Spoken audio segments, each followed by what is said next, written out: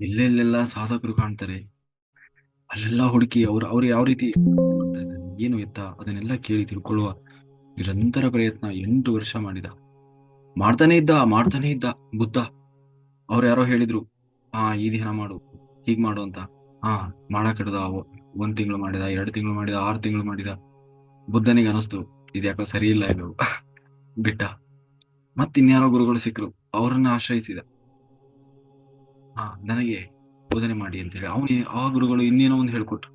ಇದನ್ನ ಮಾಡು, ಇದರಿಂದ ನಿನಗೆ ಮೋಕ್ಷ ಆಗ್ತದೆ, ನೀನು ಆತ್ಮಸ್ಥಿತಿ ಹೋಗ್ತೀಯಾ. ಅದನ್ನ ಮಾಡಿದ.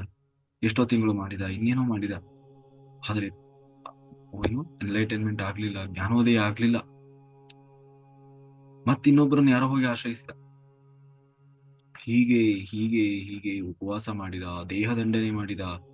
ಅನ್ನ ಯಾರೋ ಜೈನ ಪಂಥ ಸಿದ್ಧಾಂತದವರು ಸಿಕ್ಕರು.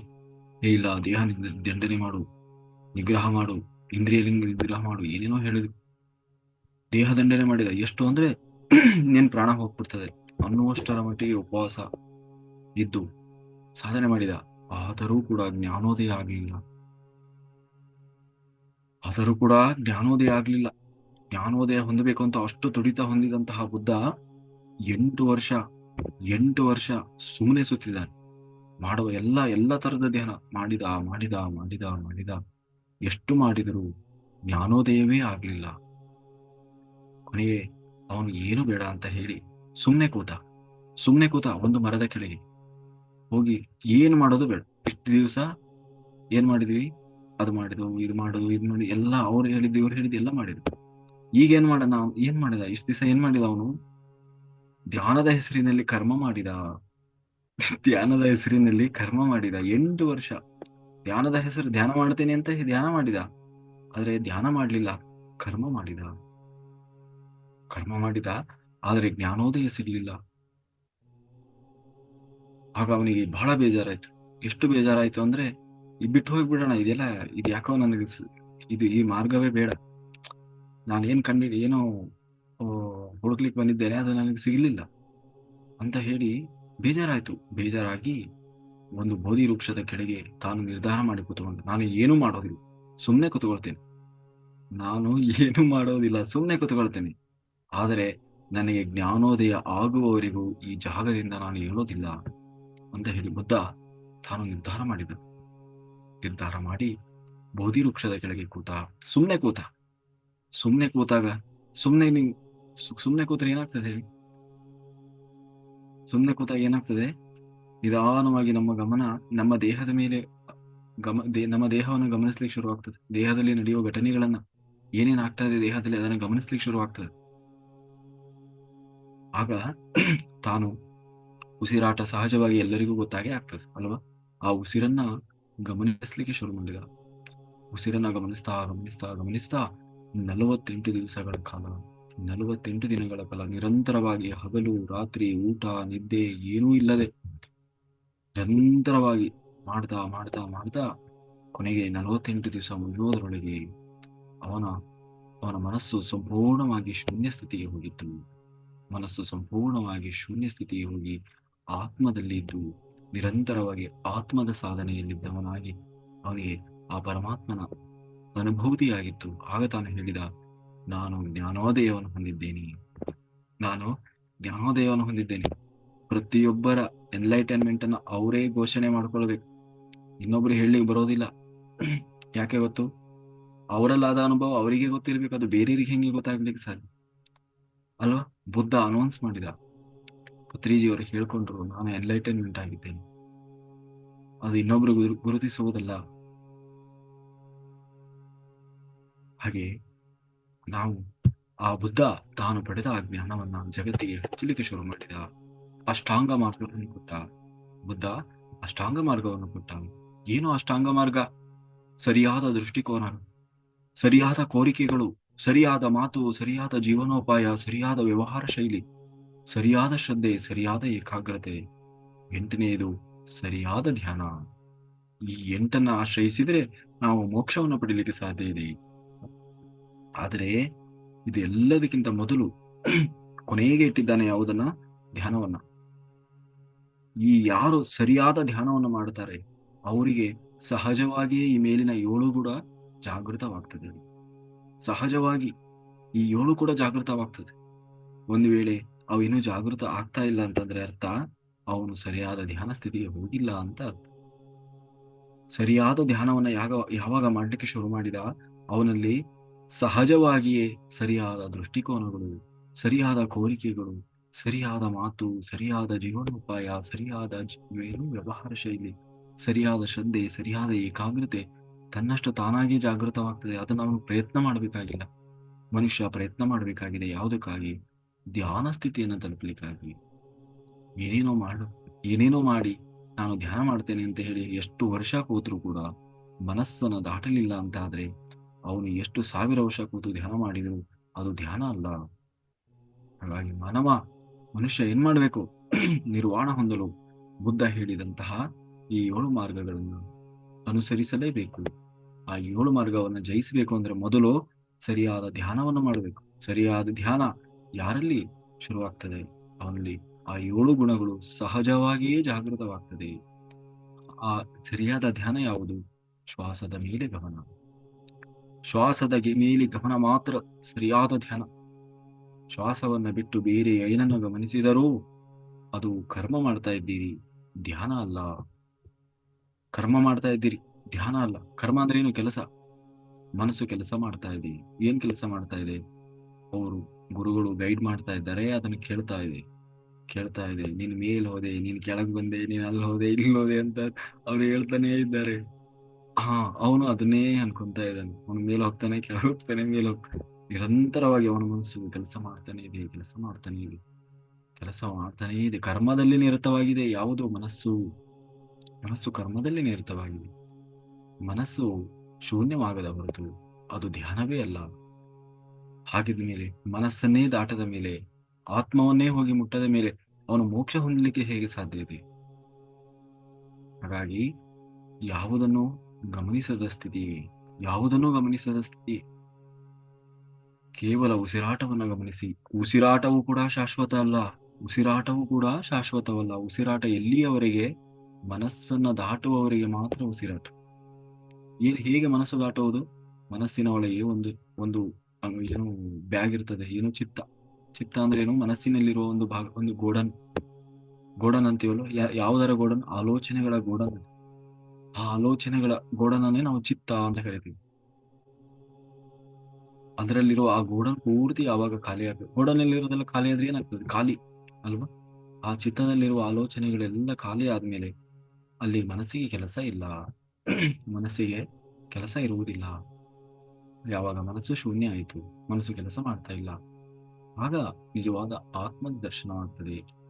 ಯಾವಾಗ ಮನಸ್ಸು ಶೂನ್ಯ ಆಯಿತು, ಯಾವಾಗ ಮನಸ್ಸು ಶೂನ್ಯವಾಗಿ ಆತ್ಮದ ಜೊತೆಗೆ ಯಾರು ಅನುಸಂಧಾನ ಆದ, ಆ ಕ್ಷಣದಿಂದ ಅವನು ಧ್ಯಾನ ಮಾಡ್ತಾ ಇದ್ದಾನೆ ಅಂತ ಅರ್ಥ. ಅಲ್ಲಿವರೆಗೂ ಅದು ಧ್ಯಾನ ಅಲ್ಲ. ಧ್ಯಾನದ ಸ್ಥಿತಿಯನ್ನ ತಲುಪಲಿಕ್ಕೆ ನಿರಂತರ ಪ್ರಯತ್ನ. ಧ್ಯಾನದ ಮನಸ್ಸು ಶೂನ್ಯವಾಗುವವರೆಗೂ ಮಾಡ್ತಾ ಇರುವುದು ಧ್ಯಾನ ಸ್ಥಿತಿಯನ್ನ ತಲುಪಲಿಕ್ಕೆ ಪ್ರಯತ್ನ ಮಾಡ್ತಾ ಇದ್ದಾರೆ. ಆದ್ರೆ ಅದು ಧ್ಯಾನ ಅಲ್ಲ. ಇನ್ನು ಧ್ಯಾನ ಮಾಡ್ತಾ ಇಲ್ಲ ಅವನು. ಧ್ಯಾನದ ಸ್ಥಿತಿಯನ್ನ ತಲುಪಲಿಕ್ಕಾಗಿ ಪ್ರಯತ್ನ ಮಾಡ್ತಾ ಇದ್ದಾನೆ. ಯಾವುದು ಧ್ಯಾನದ ಸ್ಥಿತಿ?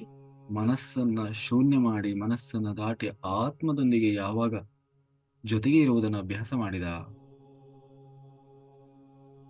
ಆಗ ಅವನಲ್ಲಿ ಧ್ಯಾನ ಸ್ಥಿತಿ ಅನ್ನುವುದು ಆರಂಭ ಆಯಿತು ಅಂತ ಅರ್ಥ. ಆಗ ಅದನ್ನು ಕೌಂಟ್ ಮಾಡ್ಬೇಕು ನಾವು. ನಾನು 10 ವರ್ಷದಿಂದ ಧ್ಯಾನ ಮಾಡ್ತಾ ಇದ್ದೇನೆ, ಅದೆಲ್ಲ ಕೌಂಟ್ ಆಗೋದು. ನೀನು ಯಾವಾಗಿನಿಂದ ನಿನ್ನ ಮನಸ್ಸನ್ನ ಶೂನ್ಯ ಮಾಡಿ, ನಿನ್ನ ಮನಸ್ಸು ಶೂನ್ಯ ಮಾಡೋದಂದ್ರೇನು?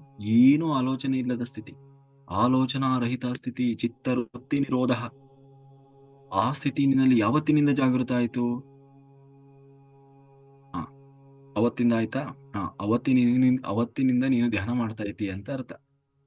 ಮತ್ತೆ ಅಷ್ಟು ದಿವಸ ಮಾಡಿದ್ದು ಆ ಸ್ಥಿತಿಯನ್ನ ತಲುಪಲಿಕ್ಕೆ ನಿರಂತರ ಪ್ರಯತ್ನ. ಆ ಸ್ಥಿತಿಯನ್ನ ತಲುಪಲಿಕ್ಕೆ ಮಾಡಿದ ನಿರಂತರ ಪ್ರಯತ್ನ ಅದು. ಹಾಗಾಗಿ ನಾವು ಏನ್ ಮಾಡಬೇಕು? ಸತ್ಯವನ್ನ ಆಶ್ರಯಿಸಬೇಕು. ಏನ್ ಆಶ್ರಯಿಸಬೇಕು? ಸತ್ಯವನ್ನ ಮಾತ್ರ ಆಶ್ರಯಿಸಬೇಕು. ಯಾಕೆ? ಸತ್ಯಮೇವ ಜಯತೆ. ಯಾರು ಸತ್ಯವನ್ನ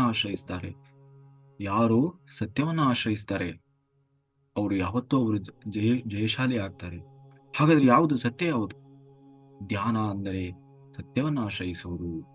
ಮೊದಲಿಗೆ ಸತ್ಯ ಅಂದ್ರೆ ಏನು ಅದನ್ನು ತಿಳ್ಕೊಳ್ಬೇಕು. ಸತ್ಯ ಎಂದರೆ ಯಾವುದು ನಿತ್ಯವಾದದ್ದೋ ಅದೇ ಸತ್ಯ. ಯಾವುದು ನಿತ್ಯವಾದದ್ದು, ನಾಶ ಆಗುವುದಲ್ಲ, ಎಷ್ಟು ಇದ್ದು ಹೋಗುವಂಥದ್ದಲ್ಲ, ಪರ್ಮನೆಂಟ್ ಆಗಿ ಇರುವಂಥದ್ದು ಯಾವುದು, ಅದೇ ನಿಜವಾದ ಸತ್ಯವಾದದ್ದು. ಹಾಗಾದ್ರೆ ಯಾವುದು ನಿತ್ಯವಾದದ್ದು, ಯಾವುದು ಯಾವಾಗಲೂ ಪರ್ಮನೆಂಟ್ ಆಗಿ ಶಾಶ್ವತವಾಗಿರುವುದು ಯಾವುದು ಅಂದ್ರೆ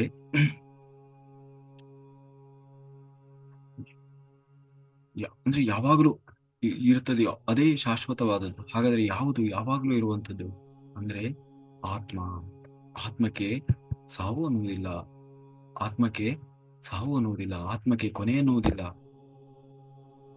ನಿರಂತರವಾಗಿ ಅನಾದಿ ಕಾಲದಿಂದಲೂ ಇರುವಂಥದ್ದು, ಯಾವಾಗಲೂ ಯುಗ ಯುಗಗಳಲ್ಲೂ ಕೂಡ ಬದಲಾಗದೇ ಇರುವಂಥದ್ದು ಆ ಆತ್ಮ.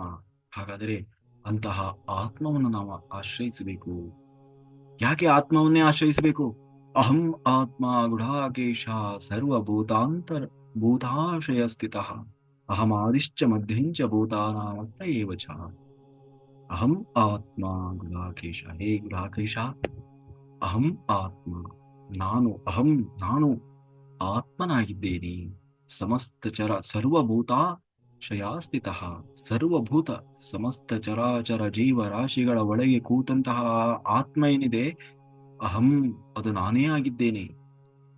ಅಹಮಾದಿಶ್ಚ ನಾನು ಅಂದ್ರೆ ಯಾವುದು? ಅದೇ ಆತ್ಮ. ಅಹಂ ಆತ್ಮ.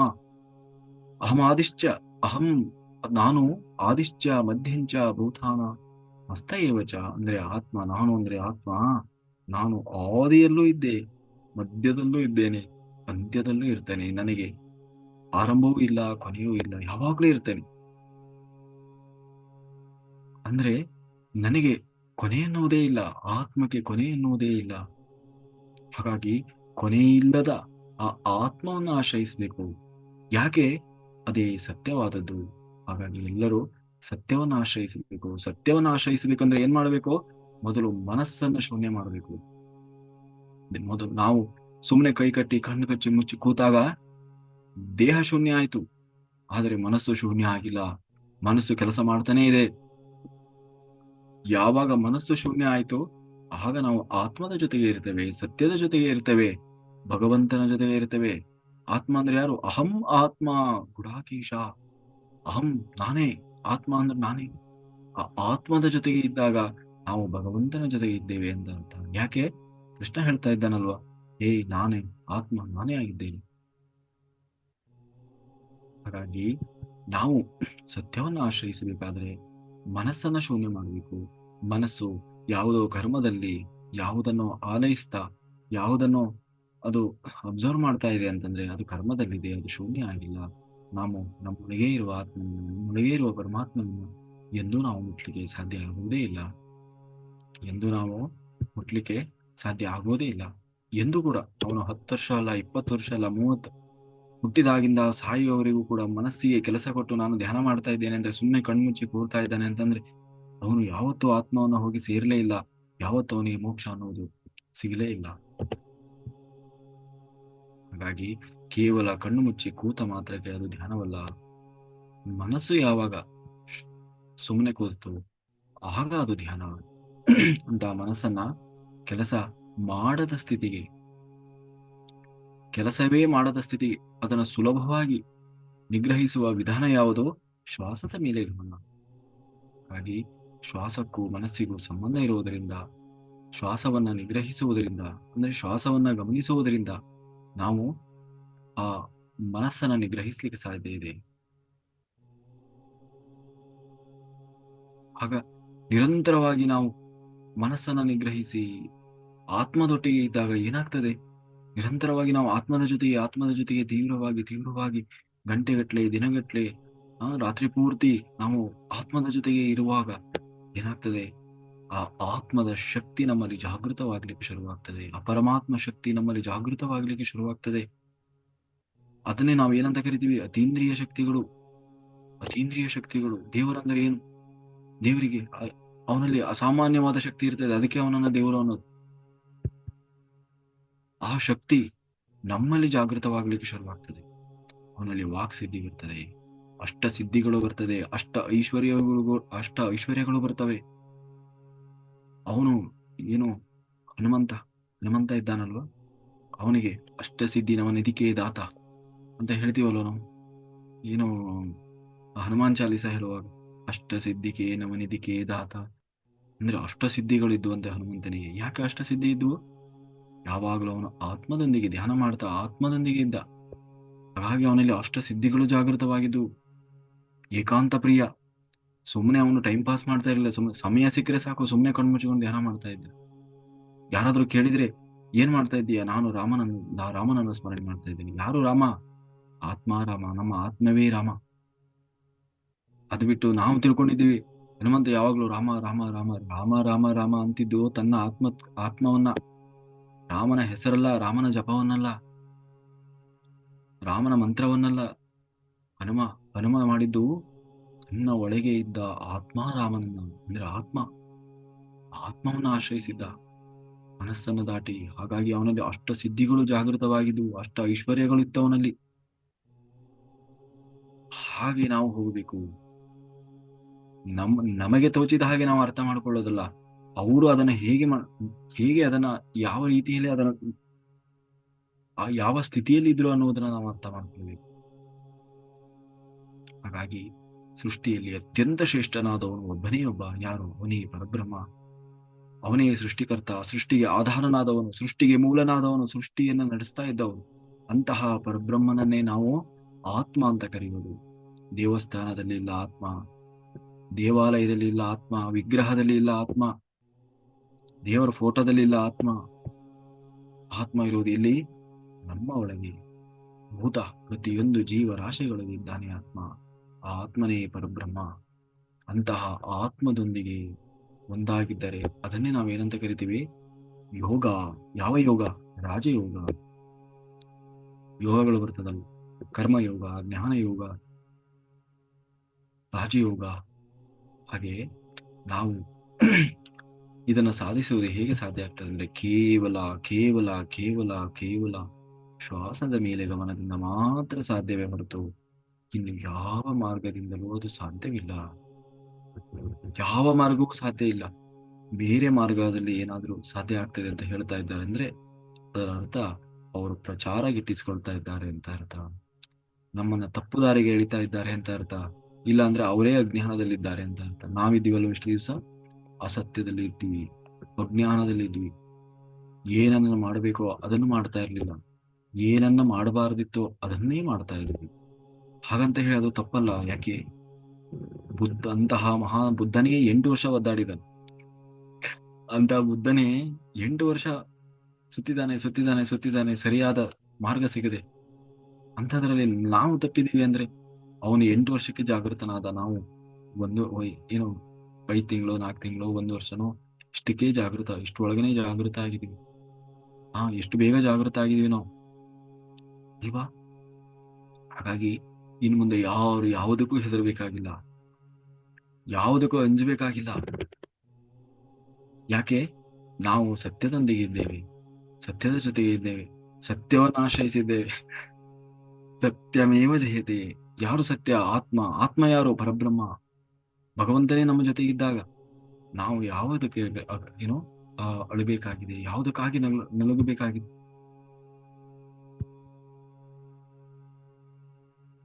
ತಪಸ್ವಿಭ್ಯೋ ಧೀಕೋ ಯೋಗಿ ಜ್ಞಾನೋಭ್ಯೋಪಿ ಮಥೋಧಿಕಃ ಕರ್ಮಭ್ಯೋ ಸ್ವಾಧೀಕೋ ಯೋಗಿ ತಸ್ಮಾ ಯೋಗಿ ಭಾವಾರ್ಜುನ. ಯೋಗಿ ಭಾವಾರ್ಜುನ. ನಾನು ಎಲ್ಲೆಲ್ಲಿ ಧ್ಯಾನ ಪ್ರಚಾರಕ್ಕೆ ಹೊರಗಡೆ ಹೋಗ್ತೀನಲ್ವಾ, ಅಲ್ಲಿ ಹೇಳುವ ಶ್ಲೋಕ ಇದು 6ನೇ ಅಧ್ಯಾಯದಲ್ಲಿ ಬರ್ತದೆ. 6ನೇ ಅಧ್ಯಾಯ ನಾನು ಇದರಲ್ಲೂ ಕೂಡ ಹಾಕ್ಸಿದ್ದೇನೆ, ಪಾಂಪ್ಲೆಟ್ ಅಲ್ಲೂ ಕೂಡ.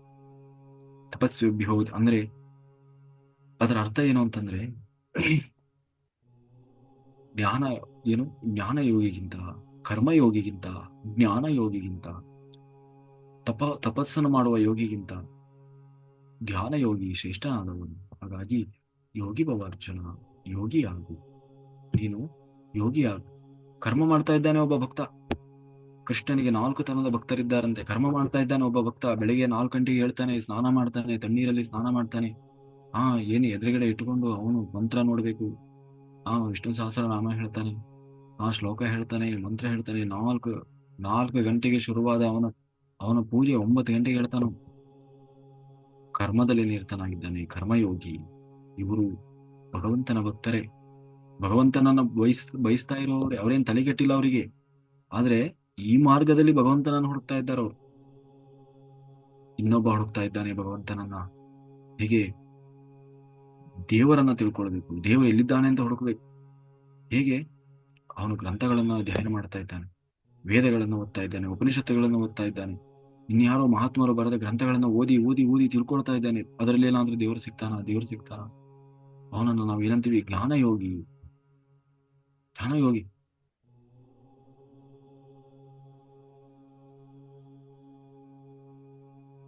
ಅಲ್ವಾ? ಹಾಗೆ ಒಬ್ಬ ಹುಡುಕ್ತಾ ಇದ್ದಾನೆ.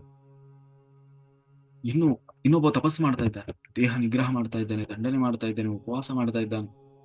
ತಪಸ್ಸು ಅಂದ್ರೆ ಏನು? ನಿಗ್ರಹ ಮಾಡೋದು. ದೇಹ ಇಂದ್ರಿಯಗಳ ನಿಗ್ರಹ, ಬಲವಂತವಾಗಿ ಇಂದ್ರಿಯ ನಿಗ್ರಹ ಮಾಡ್ತಾ ಇದ್ದಾನೆ. ಎಲ್ಲವನ್ನ ನಿಗ್ರಹ ಮಾಡಿ ತಾನು ಭಗವಂತನನ್ನ ಪಡಿಬೇಕು ಅಂತ ನಿರಂತರ ಪ್ರಯತ್ನ ಮಾಡ್ತಾ ಇದ್ದಾನೆ. ಅವನ್ಯಾರು? ತಪಸ್ಸಿನಲ್ಲಿ ನಿರತನಾಗಿದ್ದಾನೆ. ಇನ್ನೊಬ್ಬ ಇದ್ದಾನೆ ಯೋಗಿ.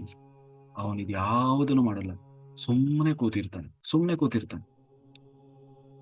ಏನ್ ಮಾಡ್ತಾ? ಧ್ಯಾನ ಮಾಡ್ತಾ ಕೂತಿರ್ತಾನೆ.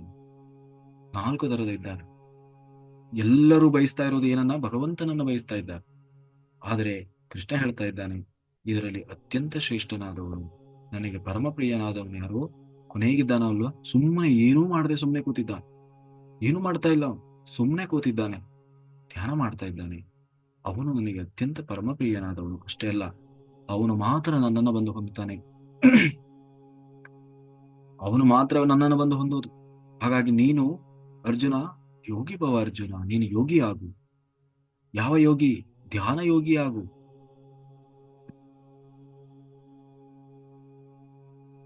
ಧ್ಯಾನ ಯೋಗಿ ಆಗು. ನಾವು ಗೈಡಿಂಗ್ ಅನ್ನ ಕೇಳ್ತಾ ಇದ್ದೀವಿ ಅಂತಂದ್ರೆ ನಾವು ಕರ್ಮಯೋಗದಲ್ಲಿದ್ದೇವೆ, ಧ್ಯಾನ ಯೋಗದಲ್ಲಿಲ್ಲ. ನಾವು ಕರ್ಮಯೋಗದಲ್ಲಿದ್ದೇವೆ. ನಾವು ಮ್ಯೂಸಿಕ್ ಅನ್ನ ಕೇಳ್ತಾ ಇದ್ದೇವೆ ಧ್ಯಾನದಲ್ಲಿ ಕುತ್ಕೊಂಡು ಅಂದ್ರೆ ನಾವು ಕರ್ಮಯೋಗದಲ್ಲಿದ್ದೇವೆ, ಧ್ಯಾನ ಯೋಗದಲ್ಲಿಲ್ಲ. ನಾವು ಧ್ಯಾನದ ಹೆಸರಿನಲ್ಲಿ ಕರ್ಮ ಮಾಡ್ತಾ ಇದ್ದೇವೆ, ಧ್ಯಾನವನ್ನು ಮಾಡ್ತಾ ಇಲ್ಲ. ನಾವು ಕರ್ಮಯೋಗಿಗಳಾಗಬಾರ್ದು, ಜ್ಞಾನ ಯೋಗಿಗಳು ಆಗಬಾರ್ದು, ತಪೋಯೋಗಿಗಳಾಗಬಾರ್ದು. ಏನಾಗಬೇಕು? ಧ್ಯಾನ ಯೋಗಿಗಳಾಗಬೇಕು. ಯೋಗಿ ಭವ ಅರ್ಜುನ. ಯಾಕೆ? ಅವರು ನನಗೆ ಅತ್ಯಂತ ಶ್ರೇಷ್ಠನಾದವು, ಅವನು ನನಗೆ ಅತ್ಯಂತ ಸಮೀಪನಾದವು. ಹಾಗಾಗಿ ಯಾರು ಧ್ಯಾನ ಯೋಗವನ್ನು ಅಭ್ಯಾಸ ಮಾಡ್ತಾನೆ ಅವನೇ ಯೋಗಿ.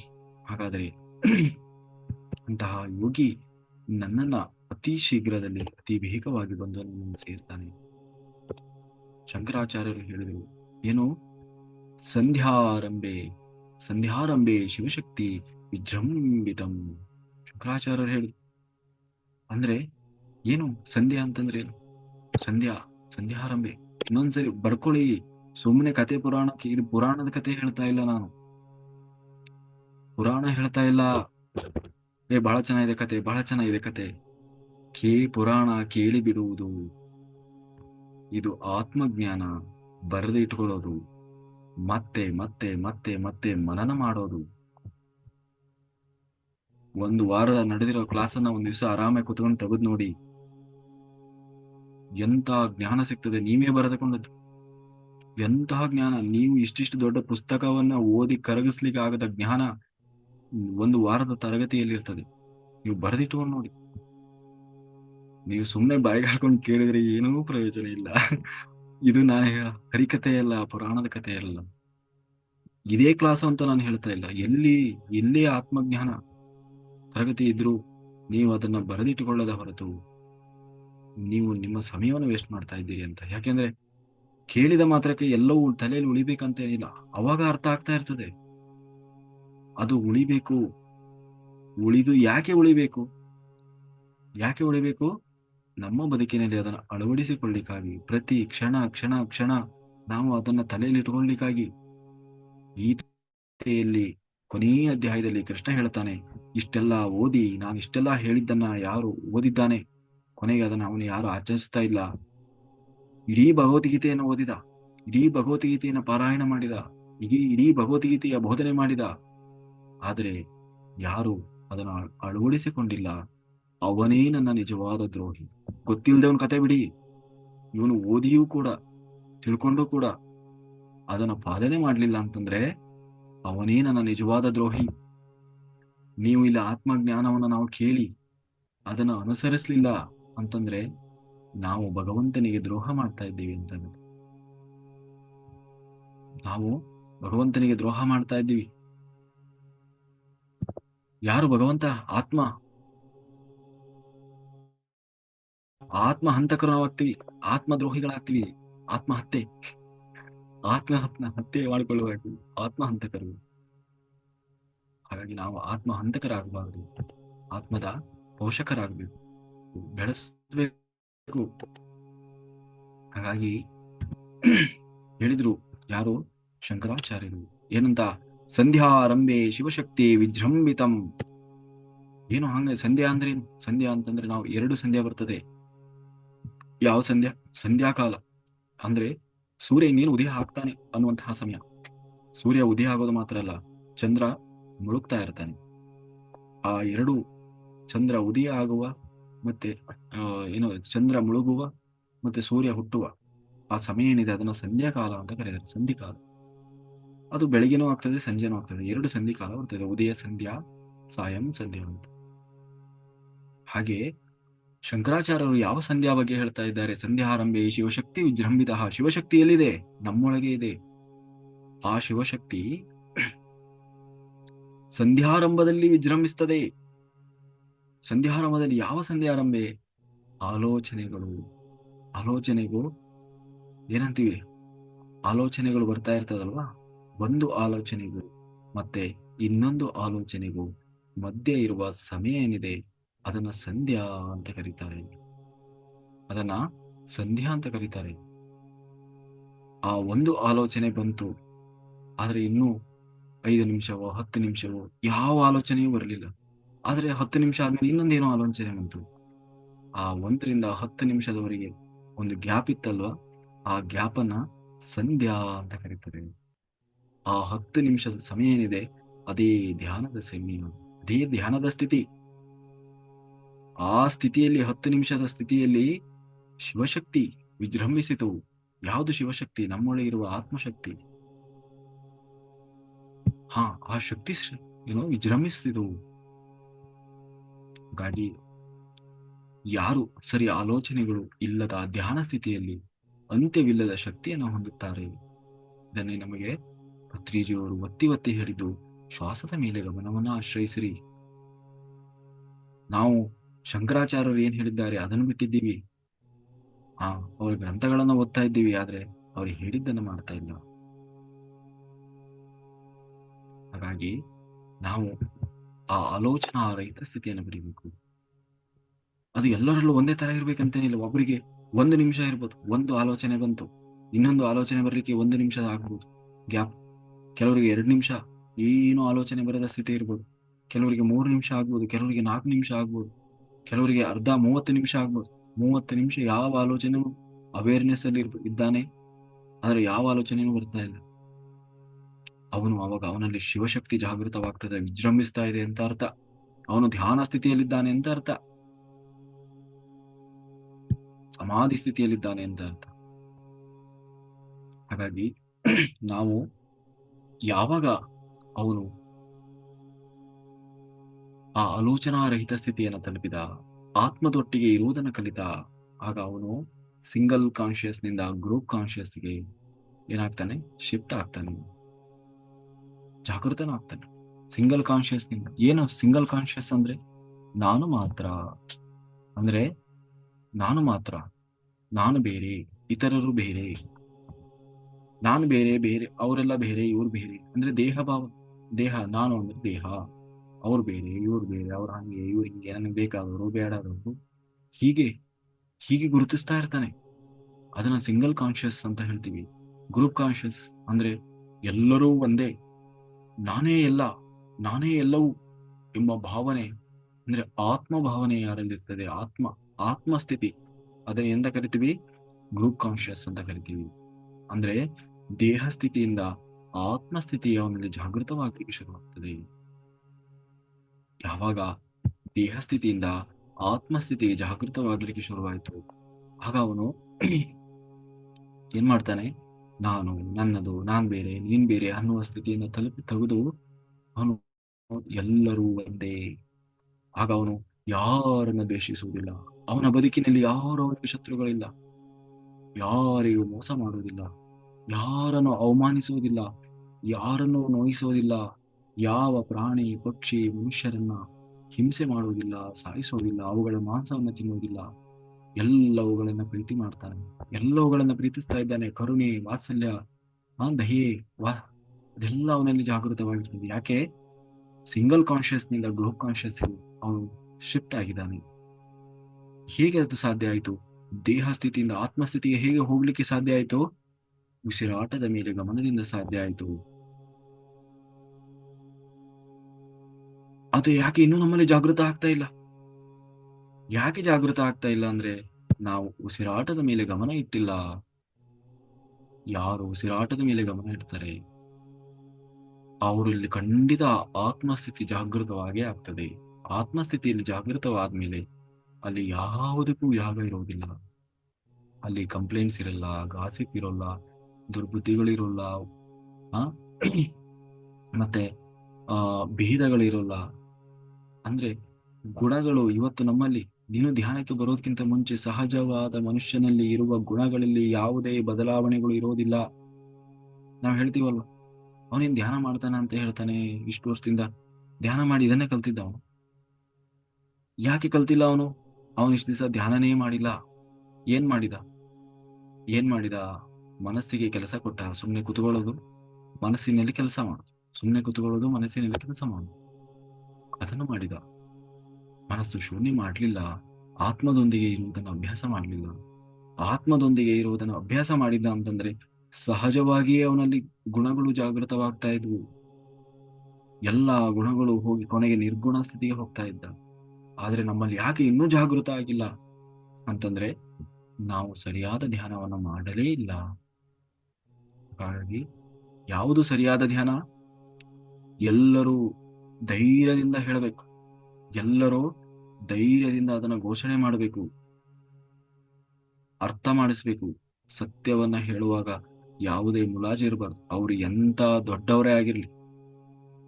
ನಾನು 20 ವರ್ಷದಿಂದ ಪತ್ರಿಜಿಯವರ ಜೊತೆಗಿದ್ದೆ, 30 ವರ್ಷದಿಂದ ಪತ್ರಿಜಿಯವರ ಜೊತೆಗಿದ್ದೆ, ನಾನು ಅಷ್ಟು ದೊಡ್ಡ ಮಾಸ್ಟರ್, ಇಷ್ಟು ದೊಡ್ಡ ಮಾಸ್ಟರ್, ಯಾವುದು ಮುಖ್ಯ ಅಲ್ಲ. ಸತ್ಯವನ್ನ ಯಾರು ಹೇಳ್ತಾ ಇದ್ದಾರೆ, ಅದು ಇವತ್ತೇ ಬಂದವರು ಇರ್ಬೋದು, ನಿನ್ನೆ ಬಂದವರು ಇರ್ಬೋದು. ಸತ್ಯವನ್ನ ಹೇಳಬೇಕು, ಸತ್ಯವನ್ನ ಆಶ್ರಯಿಸುವವರಾಗಬೇಕು. ಅವರಿಗೆ ಬೇಕಾದಾಗೆ ಹೇಳುವುದನ್ನಲ್ಲ.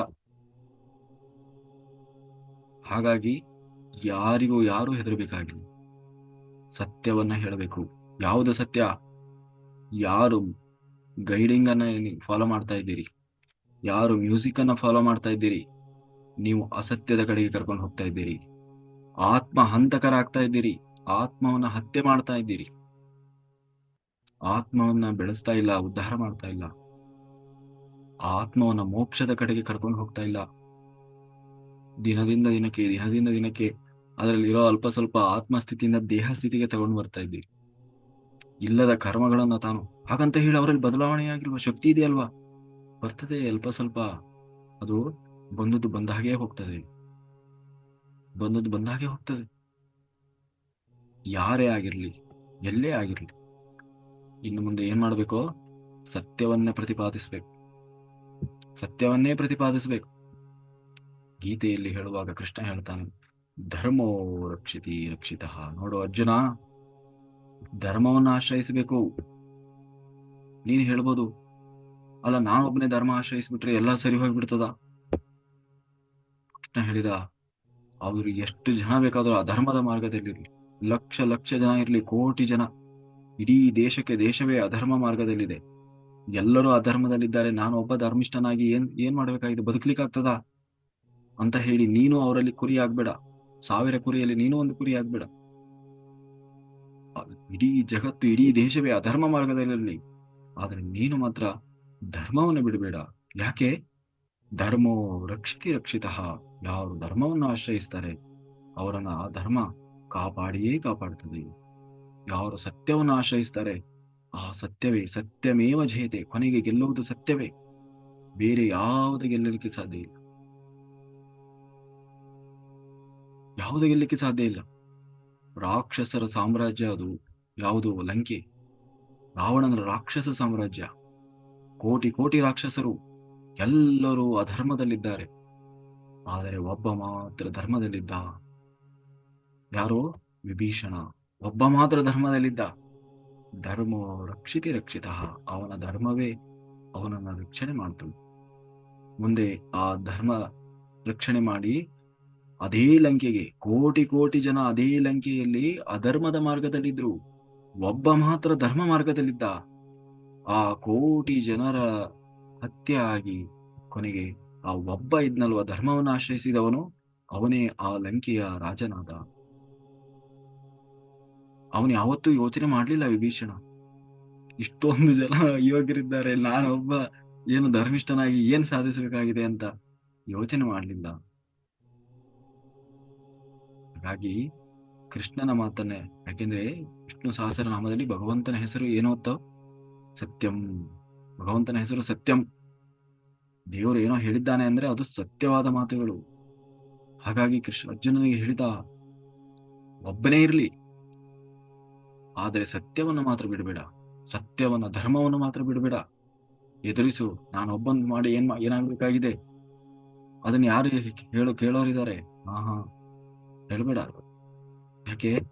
ಸತ್ಯ ನಿನ್ನ ಜೊತೆಗಿದೆ, ನಿನಗೆ ಧೈರ್ಯ ಇದೆ. ಬೇರೆಯವರಿಗೆ ಅಸತ್ಯದಲ್ಲಿದ್ದವರಿಗೆ ಭಯ ಇದೆ, ನೀನು ಸತ್ಯದಲ್ಲಿದ್ದೀಯಾ, ನಿನಗೆ ಧೈರ್ಯ ಇದೆ.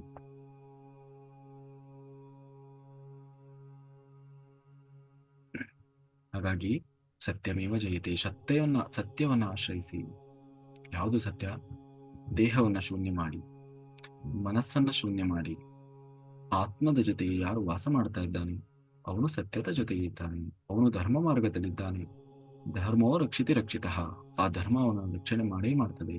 ಅವನು ಸತ್ಯದ ಜೊತೆ ಇದ್ದಾನೆ. ಸತ್ಯಮೇವ ಜಯತೆ. ಅವನಿಗೆ ಸತ್ಯವೇ ಆಗ್ತದೆ, ಸತ್ಯ ಸಿಕ್ಕೇ ಸಿಗ್ತದೆ. ದೇಹವನ್ನ ಹೇಗೆ ಶೂನ್ಯ ಮಾಡುವುದು? ಸುಮ್ಮನೆ ಕೈ ಕಟ್ಕೊಂಡು ಕಣ್ಣು ಮುಚ್ಚಿಕೊಂಡ್ರೆ ಕೂಡ್ಲೇ ದೇಹ ಮಾಯ ಆಗ್ತದೆ. ಅವಾಗ ಮನಸ್ಸು ಉಳಿದಿರ್ತದೆ. ಮನಸ್ಸು ಶೂನ್ಯ ಮಾಯ ಮಾಡ್ಲಿಕ್ಕೆ ಏನ್ ಮಾಡ್ಬೇಕು? ಉಸಿರಾಟದ ಮೇಲೆ ಗಮನ ಕೊಡಬೇಕು. ಮನಸ್ಸು ಸ್ವಲ್ಪ ದಿನಗಳ ನಂತರ ಮನಸ್ಸು ಕೂಡ ಮಾಯ ಆಗ್ತದೆ. ಲಾಸ್ಟ್ ಉಳಿದದ್ದು ಆತ್ಮ. ಆ ಆತ್ಮದ ಒಟ್ಟಿಗೆ ನಾವು ಯಾವಾಗ ಇರ್ಲಿಕ್ಕೆ ಶುರು ಮಾಡ್ತೀವಿ ಆಗ ನಾವು ಪರಬ್ರಹ್ಮನ ಜೊತೆಗೆ ಇದ್ದೀವಿ, ಆತ್ಮ ಪರಮಾತ್ಮನ ಜೊತೆಗೆ ಇದ್ದೀವಿ, ನಾವು ಸತ್ಯದ ಜೊತೆಗೆ ಇದ್ದೇವೆ, ನಾವು ಧರ್ಮದ ಜೊತೆಗಿದ್ದೇವೆ.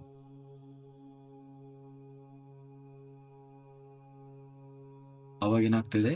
ನಾವು ಮೋಕ್ಷಕ್ಕೆ ಯೋಗ್ಯರಾಗಿದ್ದೇವೆ. ಉಳಿದಿದೆಲ್ಲ ಅದು ಬಿಟ್ಟು ನಾವು ಬೇರೆ ಬೇರೆ ಏನೇನೋ ಮಾಡಿದ್ರೆ ಖಂಡಿತ ಸಾಧ್ಯ ಇಲ್ಲ, ಖಂಡಿತವೂ ಸಾಧ್ಯ ಇಲ್ಲ. ಮತ್ತೆ ಇವತ್ತೆಲ್ಲ ಮಾಡ್ತಾ ಇದ್ದಾರಲ್ವಾ, ಅವರಿಗೆ ಅಜ್ಞಾನದಲ್ಲಿದ್ದಾರೆ, ಅಸತ್ಯದಲ್ಲಿದ್ದಾರೆ, ಮಾಯೆ ಆವರಿಸಿಕೊಂಡಿದೆ. ಹೇಗೆ ಮಾಯೆ ಆವರಿಸಿಕೊಂಡಿದೆ? ಇಷ್ಟು ದಿವಸ ನಾವು ಇದ್ವಲ್ವ ಮಾಯೆಯಲ್ಲಿ, ಇಷ್ಟು ದಿವಸ ನಾವು ಅಸತ್ಯದಲ್ಲಿ ಇದ್ವಲ್ವ, ಹಾಗೆ ಅಸತ್ಯದಲ್ಲಿ ಇದ್ವಿ. ಹೇಗೆ ಅಸತ್ಯ ಅಂತಂದ್ರೆ, ನಾನು ಇಷ್ಟು ದಿವಸ ಮಾಡಿದ್ದು ಸುಮ್ಮನೆ ಧ್ಯಾನವನ್ನೇ, ಸುಮ್ಮನೆ ಶ್ವಾಸದ ಮೇಲೆ ಗಮನವನ್ನೇ ನಾನು ಒಬ್ಬನೇ ಮಾಡಿದ್ದು. ಆದ್ರೆ ಬೇರೆಯವರಿಗೆ ಅದನ್ನ ನಾನು ಬೋಧನೆ ಮಾಡಿರ್ಲಿಲ್ಲ. ಬೇರೆಯವರಿಗೆ ಮಾಡಿದ್ದು ಯಾವುದು? Guided meditation, music meditation. ಅಂದ್ರೆ ಇಷ್ಟು ದಿವಸ ನಾನು ಅಸತ್ಯವನ್ನ ಬೋಧನೆ ಮಾಡಿದೆ. ಇಷ್ಟು ದಿವಸ ನಾನು ಆತ್ಮ ಹಂತಕನಾಗಿದ್ದೆ. ಆದರೆ ಈಗಲ್ಲ, ಧೈರ್ಯದಿಂದ ಹೇಳ್ತೇನೆ, ಗಟ್ಟಿಯಾಗಿ ಹೇಳ್ತಾ ಇದ್ದೇನೆ, ಈಗಲ್ಲ. ಈಗ ನಾನು ಸತ್ಯವನ್ನು ಆಶ್ರಯಿಸಿದ್ದೇನೆ, ಧರ್ಮವನ್ನು ಆಶ್ರಯಿಸಿದ್ದೇನೆ. ಈಗ ಖಂಡಿತ ಎಲ್ಲರೂ ಮೋಕ್ಷಕ್ಕೆ ಹೋಗ್ತಾರೆ, ಎಲ್ಲರೂ ಆತ್ಮದ ಜೊತೆಗೆ ಇರ್ತಾರೆ, ಎಲ್ಲರೂ ಪರಮಾತ್ಮನ ಜೊತೆಗೆ ಇರ್ತಾರೆ. ಪ್ರತಿಯೊಬ್ಬರು ಕೂಡ ಸತ್ಯವನ್ನು ಪಡಿತಾರೆ, ಸತ್ಯಲೋಕವನ್ನು ಪಡಿತಾರೆ, ಪ್ರತಿಯೊಬ್ಬರು. ಅಷ್ಟೇ ಅಲ್ಲ, ಇನ್ನು ಮುಂದೆ ಎಲ್ಲರಿಗೂ, ಯಾರಿಗೂ ಯಾವ ಸಮಸ್ಯೆಯೂ ಇರುವುದಿಲ್ಲ. ಎಲ್ಲರಲ್ಲೂ ಅತೀಂದ್ರಿಯ ಶಕ್ತಿಗಳು ಜಾಗೃತವಾಗ್ತವೆ, ಎಲ್ಲರಲ್ಲೂ ಥರ್ಡ್ ಐ ಓಪನ್ ಆಗ್ತದೆ. ಎಲ್ಲರಲ್ಲೂ ನಿಮ್ಮಲ್ಲಿ ಪರಮಾತ್ಮನಲ್ಲಿ ಏನೇನು ಶಕ್ತಿ ಇದೆ ಆ ಎಲ್ಲ ಶಕ್ತಿಗಳು ನಿಮ್ಮಲ್ಲಿ ಜಾಗೃತವಾಗ್ತದೆ. ಇವತ್ತಿನಿಂದ, ಈ ಕ್ಷಣದಿಂದ ಅಲ್ಲಿ ಕಾಮ ಇರೋದಿಲ್ಲ, ಕ್ರೋಧ ಇರೋದಿಲ್ಲ, ಮದ ಇರೋದಿಲ್ಲ, ಮಾತ್ಸರ್ಯ ಇರೋದಿಲ್ಲ. ನೀವು ಅದನ್ನು ನಿಗ್ರಹನೂ ಮಾಡಬೇಕಾಗಿಲ್ಲ, ತನ್ನಷ್ಟು ತಾನಾಗಿ ಮಾಯ ಆಗ್ತದೆ, ತನ್ನಷ್ಟು ತಾನಾಗೆ ಮಾಯವಾಗ್ತವೆ. ಹಾಗಾಗಿ ಇನ್ಮುಂದೆ ಮಾಡಬೇಕಾದದ್ದು ಒಂದೇ ಒಂದು, ಯಾವುದು? ಶ್ವಾಸದ ಮೇಲೆ ಗಮನ. ಮೌನ ಧ್ಯಾನ ಅಂತಲೂ ನೀವು ಹೇಳಬೇಡಿ, ಅದು ಪ್ರಕೃತಿ ವಿರುದ್ಧವಾದದ್ದು. ಯಾಕೆಂದ್ರೆ ನೀವು ಪ್ರಕೃತಿಯನ್ನ ನಿಯಂತ್ರಣ ಮಾಡಬೇಕಾಗ್ತದೆ. ಹೋಗಿ ಹೊರಗಡೆ ಕುತ್ಕೊಂಡು ಧ್ಯಾನ ಮಾಡುವಾಗ ಪಶು ಪಕ್ಷಿ ಕೋಳಿ ಎಲ್ಲ ಕಿರ್ಚ್ತಾ ಇರ್ತದೆ, ನಿಗ್ರಹ ಮಾಡ್ತೀರಾ ಅದನ್ನು? ಅಥವಾ ಅದನ್ನು ನೀವು ಬಯಸಿದ್ರು ಕೂಡ ನಿಗ್ರಹ ಮಾಡಿದಾಗ ಇವೇನ್ ಕೂಗ್ತಾವಪ್ಪ ಇವು, ಸುಮ್ಮನೆ ಕುತ್ಕೊಂಡು ಧ್ಯಾನ ಮಾಡಕ್ಕೂ ಬಿಡ್ತಾ ಇಲ್ಲ ಅಂತ ನೀವು ಏನಾದ್ರು ಒಂದು ತಾಟ್ ಹಾಕಿದ್ರು ಕೂಡ ಏನಾಗ್ತದೆ? ನೀವು ಪ್ರಕೃತಿನ ನಿಗ್ರಹ ಮಾಡ್ಲಿಕ್ಕೆ ಹೊರಟಿದ್ದೀರಿ. ಯಾಕೆ? ನಮ್ಮ ಸ್ವಾರ್ಥಕ್ಕಾಗಿ. ಅದು ಕೂಡ ತಪ್ಪಾಗ್ತದೆ. ಏನ್ ಮಾಡಬೇಕು? ಸುಮ್ಮನೆ ಇರಬೇಕು, ಸುಮ್ಮನೆ ಕೂರ್ಬೇಕು.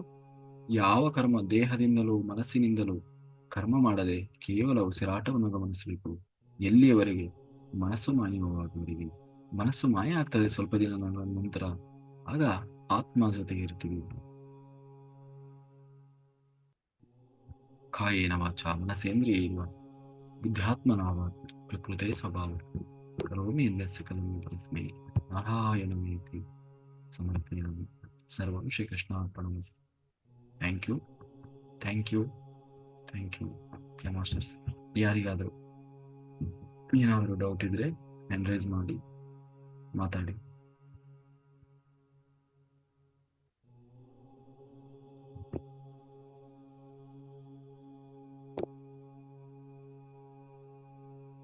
ಇನ್ನೂ ದೊಡ್ಡದು ಘೋರ ದುರಂತ ಅಂದ್ರೆ, ಸತ್ಯವನ್ನ ಹೇಳಬೇಕಾಗಿರೋರೆ, ಸತ್ಯವನ್ನ ಬೋಧನೆ ಮಾಡಬೇಕಾಗಿರೋರೆ, ಈ ಸತ್ಯವನ್ನ ಧೈರ್ಯವಾಗಿ ಹೇಳುವ ದೊಡ್ಡ ದೊಡ್ಡ ಸ್ಥಿತಿಯಲ್ಲಿ ಇರೋರೆ ಈ ಸತ್ಯವನ್ನ ಗಟ್ಟಿಯಾಗಿ ಒಪ್ಕೊಳ್ಳಕ್ಕೆ ರೆಡಿ ಇಲ್ಲ. ಇದನ್ನ ಎದೆಗಾರಿಕೆಯಿಂದ ಹೇಳಲಿಕ್ಕೆ ರೆಡಿ ಇಲ್ಲ.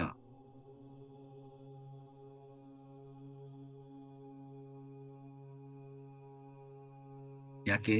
ಸ್ವಾರ್ಥ ಇದೆ, ಒಳಗೆ ಸ್ವಾರ್ಥ ಇದೆ, ಅದಕ್ಕೆ ಹೇಳ್ತಾ ಇಲ್ಲ. ನನಗೂ ಸ್ವಾರ್ಥ ಇದೆ. ಯಾಕೆ? ಎಲ್ಲರನ್ನು ನಾನು ಮೋಕ್ಷಕ್ಕೆ ಕರ್ಕೊಂಡು, ಸತ್ಯಲೋಕಕ್ಕೆ ಕರ್ಕೊಂಡು ಹೋಗ್ಬೇಕು ಅಂತ ಬಂದ. ಹಾಗಾಗಿ ನಾನು ಧೈರ್ಯವಾಗಿ ಹೇಳ್ತೇನೆ, ಯಾರ ಮುಲಾಜಿಲ್ದ ಹೇಳ್ತೇನೆ, ನಾವು ಸತ್ಯವನ್ನೇ ಆಶ್ರಯಿಸಬೇಕು, ಸತ್ಯವನ್ನೇ ಆಶ್ರಯಿಸಬೇಕು.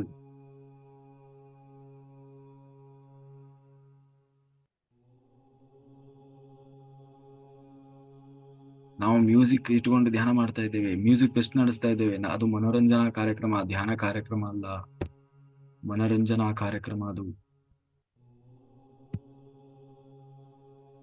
ಅಷ್ಟೇ, ಡೆಫಿನೇಷನ್ ಅಷ್ಟೇ. ಅದು ಮನೋರಂಜನಾ ಕಾರ್ಯಕ್ರಮ, ಧ್ಯಾನವಲ್ಲ. ಧ್ಯಾನದ ಹೆಸರಿನಲ್ಲಿ ನಡೀತಾ ಇರುವಂತದ್ದು.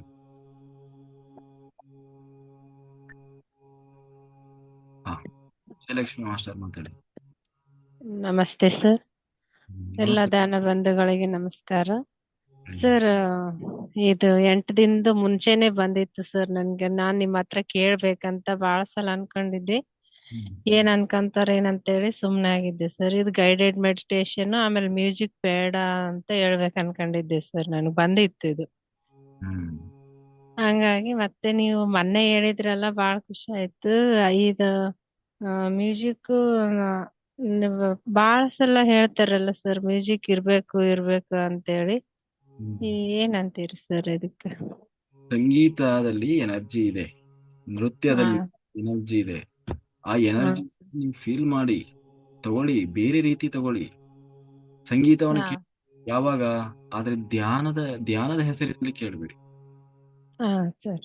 ನೀವೇನೋ ಕೆಲಸ ಮಾಡ್ತಾ ಇದ್ದೀರಿ, ಏನೋ ಮಾಡ್ತಾ ಇದ್ದೀರಿ, ಸಂಗೀತ ಕೇಳಿದ್ರೆ ಏನೋ ಮನಸ್ಸಿಗೆ ಒಂದ್ಸರಿ ಸಮಾಧಾನ ಆಗ್ತದೆ, ಉಲ್ಲಾಸ ಸಿಗ್ತದೆ. ಯಾಕೆ? ಅದರಲ್ಲಿ ಏನೋ ಒಂದು ಶಕ್ತಿ ಇದೆ, ಹಾ ಸರ್. ಏನೋ ಒಂದು ಶಕ್ತಿ ಇದೆ. ಸಂಗೀತದ ಮೇಲೆ ನಮ್ಮ ಅಪವಾದ ಇಲ್ಲ, ಸಂಗೀತದಲ್ಲಿ ಹ್ಮ್ ತುಂಬಾ ಶಕ್ತಿ ಇದೆ. ನೀವು ತುಂಬಾ ಬೇಜಾರಾದಾಗ ಒಂದ್ ಎರಡು ಒಳ್ಳೆ ಮೆಲೋಡಿ ಸಾಂಗ್ಸ್ ಅನ್ನ ಕೇಳಿ, ಮನಸ್ಸಿಗೆ ಏನೋ ಒಂದು ಆನಂದ ಸಿಗ್ತದೆ ಅಲ್ವಾ? ಏನೋ ಹೌದು ಸರ್.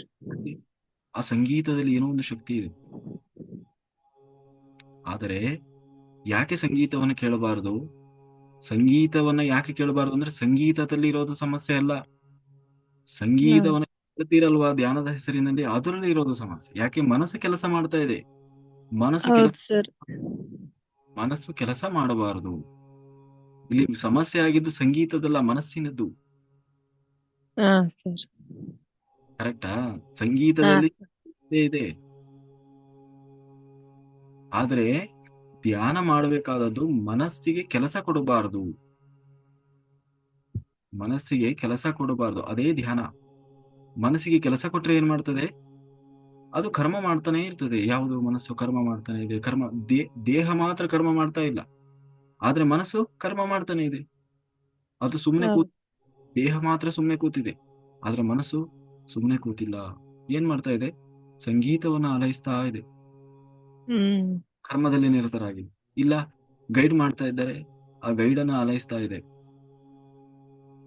ಕರ್ಮ ಮಾಡ್ತಾ ಇದೆ. ಅದು ಕರ್ಮ ಮಾಡಬಾರದು. ಬದಲಾಗಿ ಅದ್ರೊಳಗೆ ಆಲ್ರೆಡಿ ತುಂಬಿಕೊಂಡಿದೆಯಲ್ವಾ ಥಾಟ್ಸ್, ಆಲೋಚನೆಗಳು, ಅದನ್ನ ಹೊರಗೆ ಹಾಕಬೇಕು. ಅದಕ್ಕಾಗಿ ಕುತ್ಕೊಂಡಿದೀವಿ ನಾವು. ಹೌದು ಸರ್.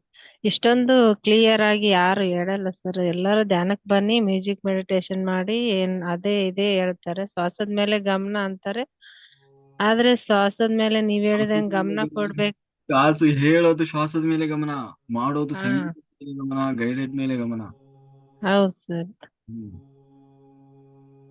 ಅದನ್ನೇ ಜಾಸ್ತಿ ಮಾಡ್ತೀವಿ. ಹಾ.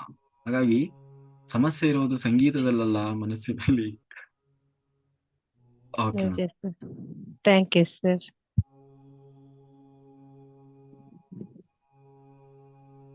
ಹಾ, ಅನ್ಮ್ಯೂಟ್ ಮಾಡಿ ಶಾಲೆ ಮಾಸ್ಟರ್. ಆ, ಆ, ಸರಿ. ನಮಸ್ತೆ ಸರ್, ನಮಸ್ತೆ ಮಾಸ್ಟರ್ಸ್. ಇದು ನನಗೆ ಅನುಭವ ಆದದ್ದು ಈ ನಮ್ಮ ಧ್ಯಾನ ಯಜ್ಞ ಎಲ್ಲ ಆಗುವಾಗ ಇದೆಯಲ್ಲ, ನಾನು ಕಣ್ಣು ಕಟ್ಟಿ ಕೂತಿದ್ದಾಗ ನನಗೆ ಈ ಅನುಭವ ಆಯ್ತು ಸರ್. ಅಂದ್ರೆ ಇದಂದ್ರೆ ನಾವು ಈಗ ಹೇಳ್ತಾರಲ್ವಾ, ಧ್ಯಾನ ಅಂದ್ರೆ ಶಬ್ದದಿಂದ ನಿಶ್ಶಬ್ದದ ಕಡೆಗೆ, ಚಲನೆಯಿಂದ ನಿಶ್ಚಲನೆಯ ಕಡೆಗೆ ಹೋಗುವಂತದ್ದು ಅಲ್ವಾ. ಹಾಗೆ ಅಲ್ಲಿ ಇದು ಎನರ್ಜಿ ಇರ್ತದೆ. ಅಂದ್ರೆ ನಾನು ಒಬ್ಳು ಆರ್ಟಿಸ್ಟ್ ಆಗಿ ನಾನು ಹೇಳೋದು, ಕಲೆಗಳಲ್ಲಿ ಎಲ್ಲ ತುಂಬಾ ಪಾಸಿಟಿವ್ ಎನರ್ಜಿ ಇರ್ತದೆ. ಧ್ಯಾನ ಅಂತ ಹೇಳಿದ್ರೆ ಅದಕ್ಕಿಂತ ಒಂದು ಮಟ್ಟ ಮೇಲಿನ ಸ್ಥಿತಿ ಅಂತ ನನಗೆ ಅನಿಸುದು. ಅದು ಒಂದು ಮೆಟ್ಟಿಲಾಗಿರ್ತದೆ ಧ್ಯಾನದ ಸ್ಥಿತಿಗೆ ಬರ್ಲಿಕ್ಕೆ. ಆ ಆ, ಅಂದ್ರೆ ಇದು ಧ್ಯಾನದಲ್ಲಿ ಕೂತಿದ್ದಾಗ ಅಂದ್ರೆ ಯಾವಾಗ ನಮ್ಮ ಧ್ಯಾನ ಯಜ್ಞ ಎಲ್ಲ ಆಗುವಾಗ ಕಣ್ಣಿಗೆ ಬಟ್ಟೆ ಪಟ್ಟಿ ಕೂತ್ಕೊಳ್ತಿರ್ವಲ್ಲ, ಆವಾಗ ಹಾಗೆ ಧ್ಯಾನದ ತುಂಬಾ ಒಳ್ಳೆ ಸ್ಥಿತಿಯಲ್ಲಿ ಇದ್ದಾಗ ಡಾನ್ಸಿಂಗ್ ಮೆಡಿಟೇಷನ್ ಮಾಡ್ಬೇಕು ಅಂತೇಳಿ ಹೇಳುವಾಗ ಅಯ್ಯೋ ಇದ್ರಿಂದ ಹೊರಗೆ ಬರ್ಬೇಕಲ್ಲ. ಅಂದ್ರೆ ಆವಾಗ ಅದು ಒಂದು ಸ್ಥಿತಿ ಬೇರೆ, ಇದು ಒಂದು ಸ್ಥಿತಿ ಬೇರೆ. ಅಂದ್ರೆ ನಮ್ಮ ರಜಸ್ಸು ತಮಸ್ಸನ್ನೆಲ್ಲ ತೆಗೆದು ಹೊರಗೆ ಹಾಕ್ತದೆ ಒಂದು ಡಾನ್ಸ್ ಮಾಡಿ ಆಗುವಾಗ. ಅದೆಲ್ಲ ಹೊರಗಾಗಿ ಒಂಥರ ಒಳಗೊಂದು ತುಂಬಾ ಕಾಮ್ನೆಸ್ ಬರ್ತದೆ. ಆದ್ರೆ ಧ್ಯಾನದ ಒಳಗೆ ಹೋಗಿದ್ದಾಗ ಅದು ಯಾವುದು ಬೇಡ ಅಂತೇಳಿ ಅನ್ನಿಸ್ತದೆ. ಹಾಗೆ ನಂಗಂದ್ ಹೇಳುವ ಅಂತ ಅನ್ನಿಸ್ತು ಸರ್. ಅಂದ್ರೆ ಅದ್ರ ಎರಡರ ವ್ಯತ್ಯಾಸ ಅಂದ್ರೆ ಹೀಗೆ ಅನುಭವಕ್ಕೆ ಬಂದದ್ದು ಹೇಳುವ ಅಂತ ಅನ್ಸಿತ್ತು. ಅಲ್ವಾ? Thank you sir, thank you masters. Thank you. ಹಾ, ಮತ್ತೆ ಬೇರೆಯವರಿಗೆ ಯಾರಾದ್ರೂ ಖಂಡನೆ ಮಾಡೋರಿದ್ರೆ ಖಂಡನೆ ಮಾಡೋರು, ನಾವು ಧೈರ್ಯವಾಗಿ ಎದುರಿಸಬಲ್ಲೆವು. ಹೌದು, ಚರ್ಚೆಗಳಾಗಬೇಕು, ಅವಾಗಲೇ ಸತ್ಯ ಗೊತ್ತಾಗಬೇಕು ಅಲ್ವಾ? ಸುಮ್ಮನೆ ನಾವು ಒಂದು ಮುಂದಿನ ಕುರಿ ಹೋಯ್ತು ಅಂತ ಹಿಂದಿನ ಕುರಿ ಹೋದ್ರೆ 1000 ಕುರಿಯಲ್ಲಿ ನಾವು ಒಂದು ಕುರಿ ಆಗಿ, ಇಷ್ಟು ದಿವಸ ಆಗಿದ್ದು ಅದೇ, 1000 ಕುರಿಯಲ್ಲಿ ನಾವು ಒಂದು ಕುರಿ. ಒಂದೇ ಆದ್ರೂ ಪರವಾಗಿಲ್ಲ, ಸಿಂಹವಾಗಿ ಇರ್ಬೇಕು. ಹಾ, ಸಾವಿತ್ರಿ ಮಾಸ್ಟರ್ ಮಾತಾಡಿ.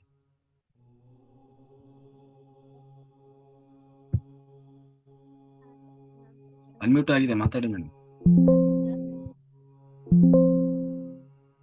ಹಾ, ಮಾತಾಡಿ.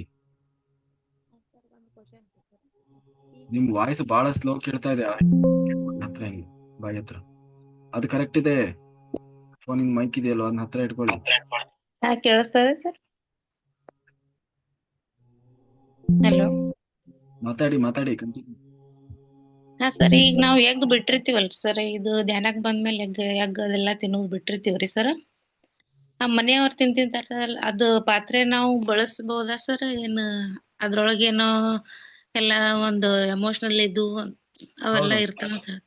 ನೋಡ್ರಿ, ಪಾತ್ರೆ ಶುದ್ಧಿ, ದೇಹ ಶುದ್ಧಿ, ಪಾತ್ರೆ ಶುದ್ಧಿ, ಎಲ್ಲಾ ಶುದ್ಧಿನೂ ಇರೋದು. ಅದಕ್ಕೆ ಸರ್ ಹಾ ಅದು ಒಂದು ಡೌಟ್ ರೀ, ಅದೇ ಪಾತ್ರೆಯಲ್ಲಿ ನಾವು ಮಾಡ್ಕೊಂಡ್ ತಿಂತೀವಲ್ಲ ಅದೊಂದು. ಈಗ ಆಹಾರದಲ್ಲಿ ವೆಜ್ ನಾನ್ ವೆಜ್ ಅನ್ನೋದಿಲ್ಲ. ಆಹಾರದಲ್ಲಿ ಏನಿರ್ತದೆ, ರಾಜಸ, ತಾಮಸ, ಸಾತ್ವಿಕ, ಆಮೇಲೆ ಏನು ಶುದ್ಧ, ಸಾತ್ವಿಕ, ನಿರ್ಗುಣ ಆಹಾರ, ಈ ತರ ಆಹಾರದ ಪದ್ಧತಿ ಇರೋದು. ಅರ್ಥ ಆಯ್ತಲ್ಲ? ತಾಮಸ ಅಂದ್ರೆ ಗೊತ್ತಾಯ್ತು. ಅದು ವೆಜ್, ಕೆಲವೊಮ್ಮೆ ವೆಜ್ ಆಹಾರವು ಕೂಡ ತಾಮಸ ಆಗ್ಬೋದು. ಜಾಸ್ತಿ ಹುಳಿ ಹಾಕಿ ಕೊಳಸಿ, ಉಪ್ಪಿನಕಾಯಿ ಎಲ್ಲ ತಾಮಸವೇ. ಅದನ್ನು ಕೊಳೆಸಿ ಕೊಳೆಸಿ ಕೊಳೆಸಿ ತಿನ್ನೋ ಆಹಾರ ಅದು, ಅಲ್ವಾ? ಎಷ್ಟೋ ದಿನ ಹಾಕಿಟ್ಟಿರ್ತೀವಿ, ಅದು ಕೊಳೆತೋಗಿರೋ ಆಹಾರ, ಹುಳಿ ಇರ್ತದೆ, ಕಹಿ ಆಗಿರ್ತದೆ. ಕೊಳೆತು ತಿನ್ನಿಸುವ ಆಹಾರ ಎಲ್ಲ ಏನಿದಾವೆ ತಾಮಸ ಆಹಾರಗಳು. ಆಮೇಲೆ ಅದಕ್ಕಿಂತ ಸ್ವಲ್ಪ ರಾಜಸ ಆಹಾರ, ಸ್ವಲ್ಪ ಜಾಸ್ತಿ ಮಸಾಲ ಎಲ್ಲ ಹಾಕಿ, ಖಾರ ಖಾರ ಹಾಕಿ ಮಾಡೋದು, ಅದು ರಾಜಸ ಆಹಾರ. ಇನ್ನು ಸಾತ್ವಿಕ, ಶುದ್ಧ ತರಕಾರಿ, ಶುದ್ಧ ಆ, ಅಡಿಗೆ ಮಾಡಿ, ಅದು ಅಡಿಗೆ ಮಾಡುವವರು ಸ್ವಾಮಿಗಳು, ಮಾಡಿದವರು ಧ್ಯಾನಿಯಾಗಿ, ಇಷ್ಟೆಲ್ಲ ಇದ್ದಾಗ, ಅದು ಪಾತ್ರೆ ಶುದ್ಧಿ ಇದ್ದಾಗ ಇದು ಸಾತ್ವಿಕ ಆಹಾರ. ಧ್ಯಾನ ಮಾಡುವವರು ಮಾಡಿದರೆ, ಆ ಪಾತ್ರೆ ಶುದ್ಧ ಇದ್ದರೆ, ಪಾತ್ರೆ ಶುದ್ಧ ಅಂದ್ರೆ ಯಾವತ್ತು ನಾನ್ ವೆಜ್ ಈ ತರದ್ದೆಲ್ಲ ಮಾಡಿರಬಾರ್ದು. ಮತ್ತೆ ಅವರು ಮಾಡುವವರು ಸ್ನಾನ ಮಾಡಿರ್ಬೇಕು, ಮಾಡುವಾಗ ಬುದ್ಧಿ ಸರಿ ಇರಬೇಕು, ಶುದ್ಧ ಸ್ಥಿತಿಯಲ್ಲಿ ಇರ್ಬೇಕು, ಆಗ ಅದು ಸಾತ್ವಿಕ. ಇನ್ನೂ ಸ್ವಲ್ಪ ಬಹಳ ಪ್ಯೂರಿಟಿ, ಬಹಳ ಸಾಧನೆ ಮಾಡಿದ್ದಾರೆ, ಅವ್ರು ಮಾಡಿದ್ರೆ ಶುದ್ಧ ಸಾತ್ವಿಕ. ಯೋಗಿಗಳು ತುಂಬಾ ಉನ್ನತ ಸ್ಥಿತಿಯಲ್ಲಿ ಹೊಂದಿದ್ದಾರೆ, ಪರಮಾತ್ಮ ಸ್ಥಿತಿಯಲ್ಲಿ ಇದ್ದಾರೆ, ಅವರು ಮಾಡಿದ ಅಡಿಗೆ ಅದು ನಿರ್ಗುಣ ಆಹಾರ.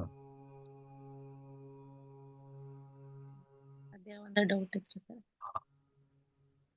ಅದು ಬಿಟ್ಟು ವೆಜ್ ನಾನ್ ವೆಜ್ ಅಂತ ಇಲ್ಲ ಆಹಾರ ಪದ್ಧತಿ. ತಾಮಸ, ರಾಜಸ, ಸಾತ್ವಿಕ, ಶುದ್ಧ ಸಾತ್ವಿಕ, ನಿರ್ಗುಣ.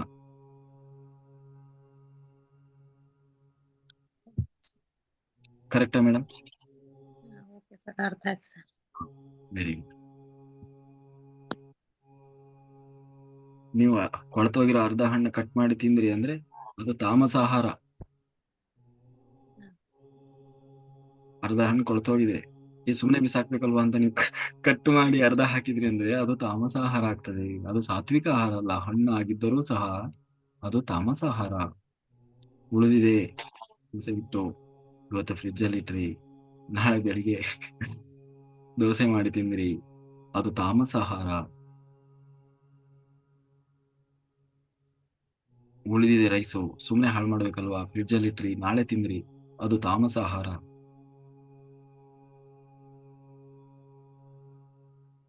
ಗೀತೆಯಲ್ಲಿ ಕೃಷ್ಣ ಹೇಳಿದ್ದಾನಲ್ವ, ಆಹಾರದಲ್ಲಿ ಈ ತರ ಪದ್ಧತಿ ಇದೆ ಅಂತ ಗೀತೆಯಲ್ಲಿ ಕೃಷ್ಣ ಹೇಳ್ತಾನೆ. ಹಾ, thank you madam, thank you. Savita master ಮಾತಾಡಿ. ಸರ್ ನಮಸ್ತೆ. ನಮಸ್ತೆ ಮೇಡಮ್, ಮಾತಾಡಿ ಬೇಗ.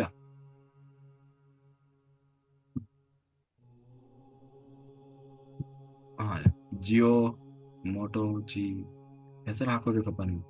ಸರ್ ನಮಸ್ತೆ ಸರ್. ನಮಸ್ತೆ ಮೇಡಮ್, ಮಾತಾಡಿ. ನಮಸ್ತೆ ಸರ್. ಅದೇ ಹೆಸರು ಹಾಕೊಳಕ್ ಬಂದಿಲ್ಲ ಸರ್, ನನ್ನ ಮಗ ಸ್ವಲ್ಪ ಊರಾಗಿಲ್ಲ, ಅನ್ನ ಹಾಕಿಸ್ಕೊತೀನಿ ಅಂತ. ಸಾರಿ. Hello sir. ಏನ್ ನಿಮ್ಮ ಹೆಸರು ಅಂದೆ? ಅರುಣ. ನೋಡ್ರಿ ಬಂತೀವ ಹೆಸರು. ಹೌದ್ರಿ, thank you sir. Thank you sir.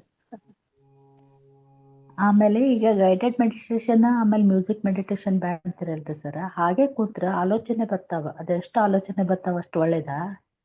ಆಲೋಚನೆ ಬರ್ತಾ ಇಲ್ಲ, ಆಲೋಚನೆ ಹೋಗ್ತಾ ಇದೆ. ಓಕೆ ಓಕೆ, ಹಾ ಅದು ಗೊತ್ತು. ಬರ್ತಾ ಇರೋದು ಅಂದ್ರೆ ಎಲ್ಲೋ ಹೊರಗಡೆಯಿಂದ ಬರೋದು. ಹಾ ಹಾ. ಆಲೋಚನೆ ಎಲ್ಲಿಂದ ಬರ್ತಾ ಇದೆ? ನಿಮ್ ತಲೆಯಿಂದ ಬರ್ತಾ ಇದೆ ಅಲ್ವಾ? ಹೊರಗಿದೆಯಾ? ಇಲ್ಲ, ನಮ್ಮಲ್ಲಿದೆ. ಒಳಗೆಯಿಂದ ಬರ್ತಾ ಇದೆ. ಎಲ್ಲಿಗೆ ಬರ್ತಾ ಇದೆ? ಹೋಗ್ಲಿಕ್ಕೆ ಬರ್ತಾ ಇದೆ. ಅದಕ್ಕೆ ಶ್ವಾಸದ ಮೇಲೆ ಗಮನ ಇಡಬೇಕು ಅಂತ ಹೇಳ್ತಾ ಇರೋದು. ಯಾಕೆ ಅಂದ್ರೆ ಒಳಗಿರೋದು ಹಾಕ್ಲಿಕ್ಕೆ. ಕಡಿಮೆ ಮಾಡ್ಲಿಕ್ಕೆ ಅದು ಬಂದಷ್ಟು ಒಳ್ಳೇದಲ್ರಿ ಸರ್? ಒಳ್ಳೇದೇ.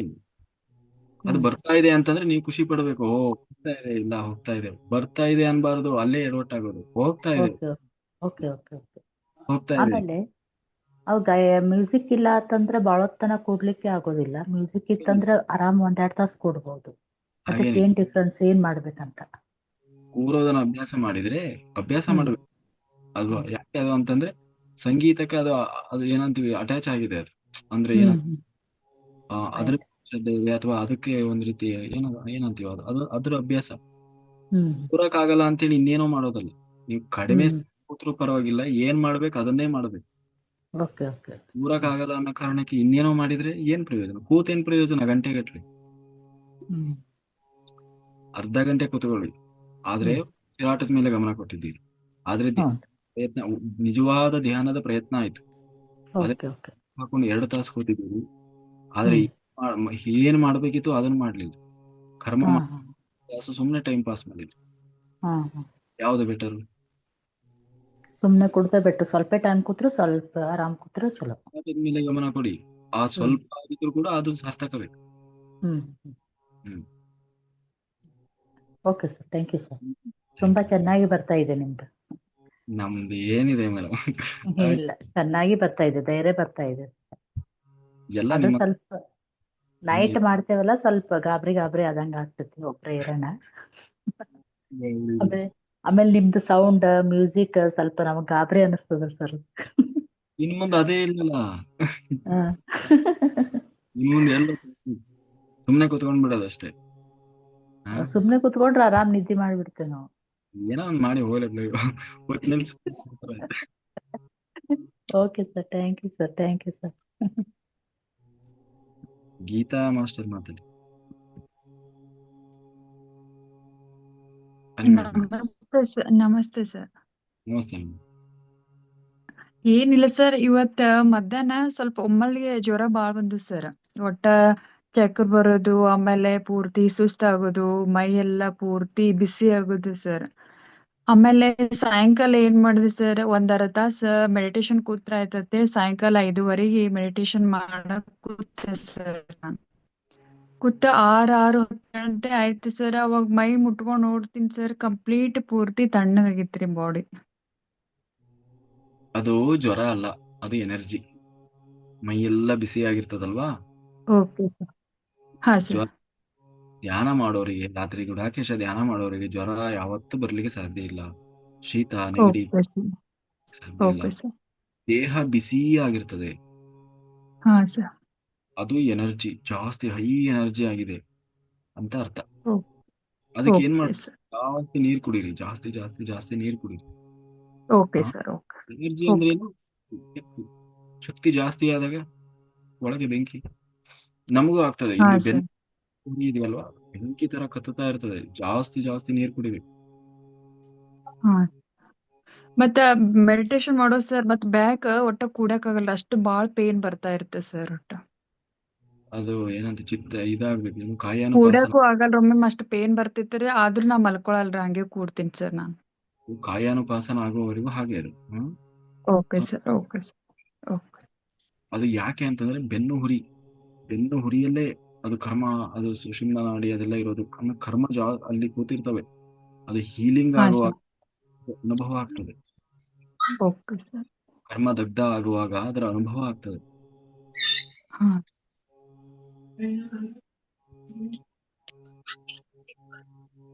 ಸಂಪೂರ್ಣ ಕಾಯಾನುಪಾಸನ ಯಾರಿಗೆ ಆಗಿಲ್ಲ, ಹೀಲಿಂಗ್, ನಾಡಿ ಮಂಡಲ ಶುದ್ಧೀಕರಣ, ಅಲ್ಲಿವರೆಗೂ ಆತರ ನೋವಿನ ಅನುಭವ ಆಗುವುದು ಸಹಜ. ಅದು ನೀವು ಓಕೆ ನೋಡಿ, ಸರ್. ಎದ್ದ ಮೇಲೆ ಆ ನೋವಿರಲ್ಲ ಹಾ ಸರ್. ಅಲ್ವಾ. ಏನ್ ಸರ್? ಧ್ಯಾನದಿಂದ ಎದ್ದ ಮೇಲೂ ಆ ನೋವಿರಲ್ಲ. ಈ ಧ್ಯಾನದ ಅಂದ್ರೆ ಖಾಲಿ ಟೈಮ್ದಾಗ ಸ್ವಲ್ಪ ಇರ್ತೈತ್ರಿ ಪೇನ್ ಸರ್. ಈಗ ಅದರ ಅನುಭವ ಇರ್ತದೆ, ಆದ್ರೆ ಧ್ಯಾನ ಮಾಡುವಾಗ ಇದ್ದ ಅನುಭವ ಅಷ್ಟೊಂದು ಪೇನ್ ಇರಲ್ಲ. ಇರಲ್ಲ. ಅದೇ ಅದು ಜಸ್ಟ್ ಫೀಲ್, ಅದು ಹೀಲ್ ಆಗೋ ಫೀಲ್. Okay sir.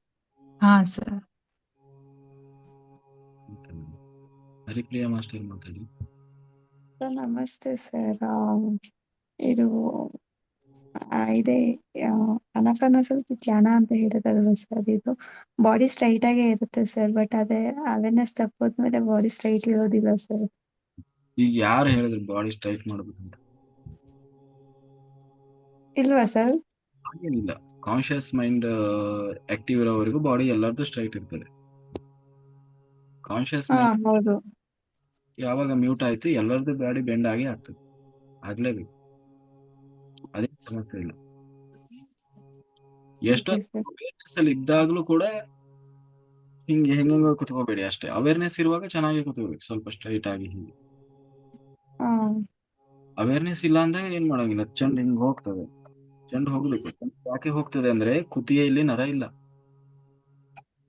ಕುತ್ತಿಗೆಯಲ್ಲಿ ನರ ಅನ್ನೋದಿಲ್ಲ, ಅಂದ್ರೆ ಮೂಳೆ ಇಲ್ಲ. ಕರೆಕ್ಟಾ? ಅಂದ್ರೆ ನಾವು ಫೋರ್ಸ್ಫುಲಿ ಕುತ್ತಿಗೆಯನ್ನ ನಿಲ್ಸಿರ್ತೀವಿ. ಹುಟ್ಟಿದ ಮಗುವಿನ ತಲೆ ನಿಲ್ತದಾ? ಇಲ್ಲ. ಸತ್ತವರ ತಲೆ ನಿಲ್ತದಾ? ಇಲ್ಲ. ಯಾಕೆ ನಿಲ್ಲೋಲ್ಲ? ಅಲ್ಲಿ ಮೂಳೆ ಇಲ್ಲ.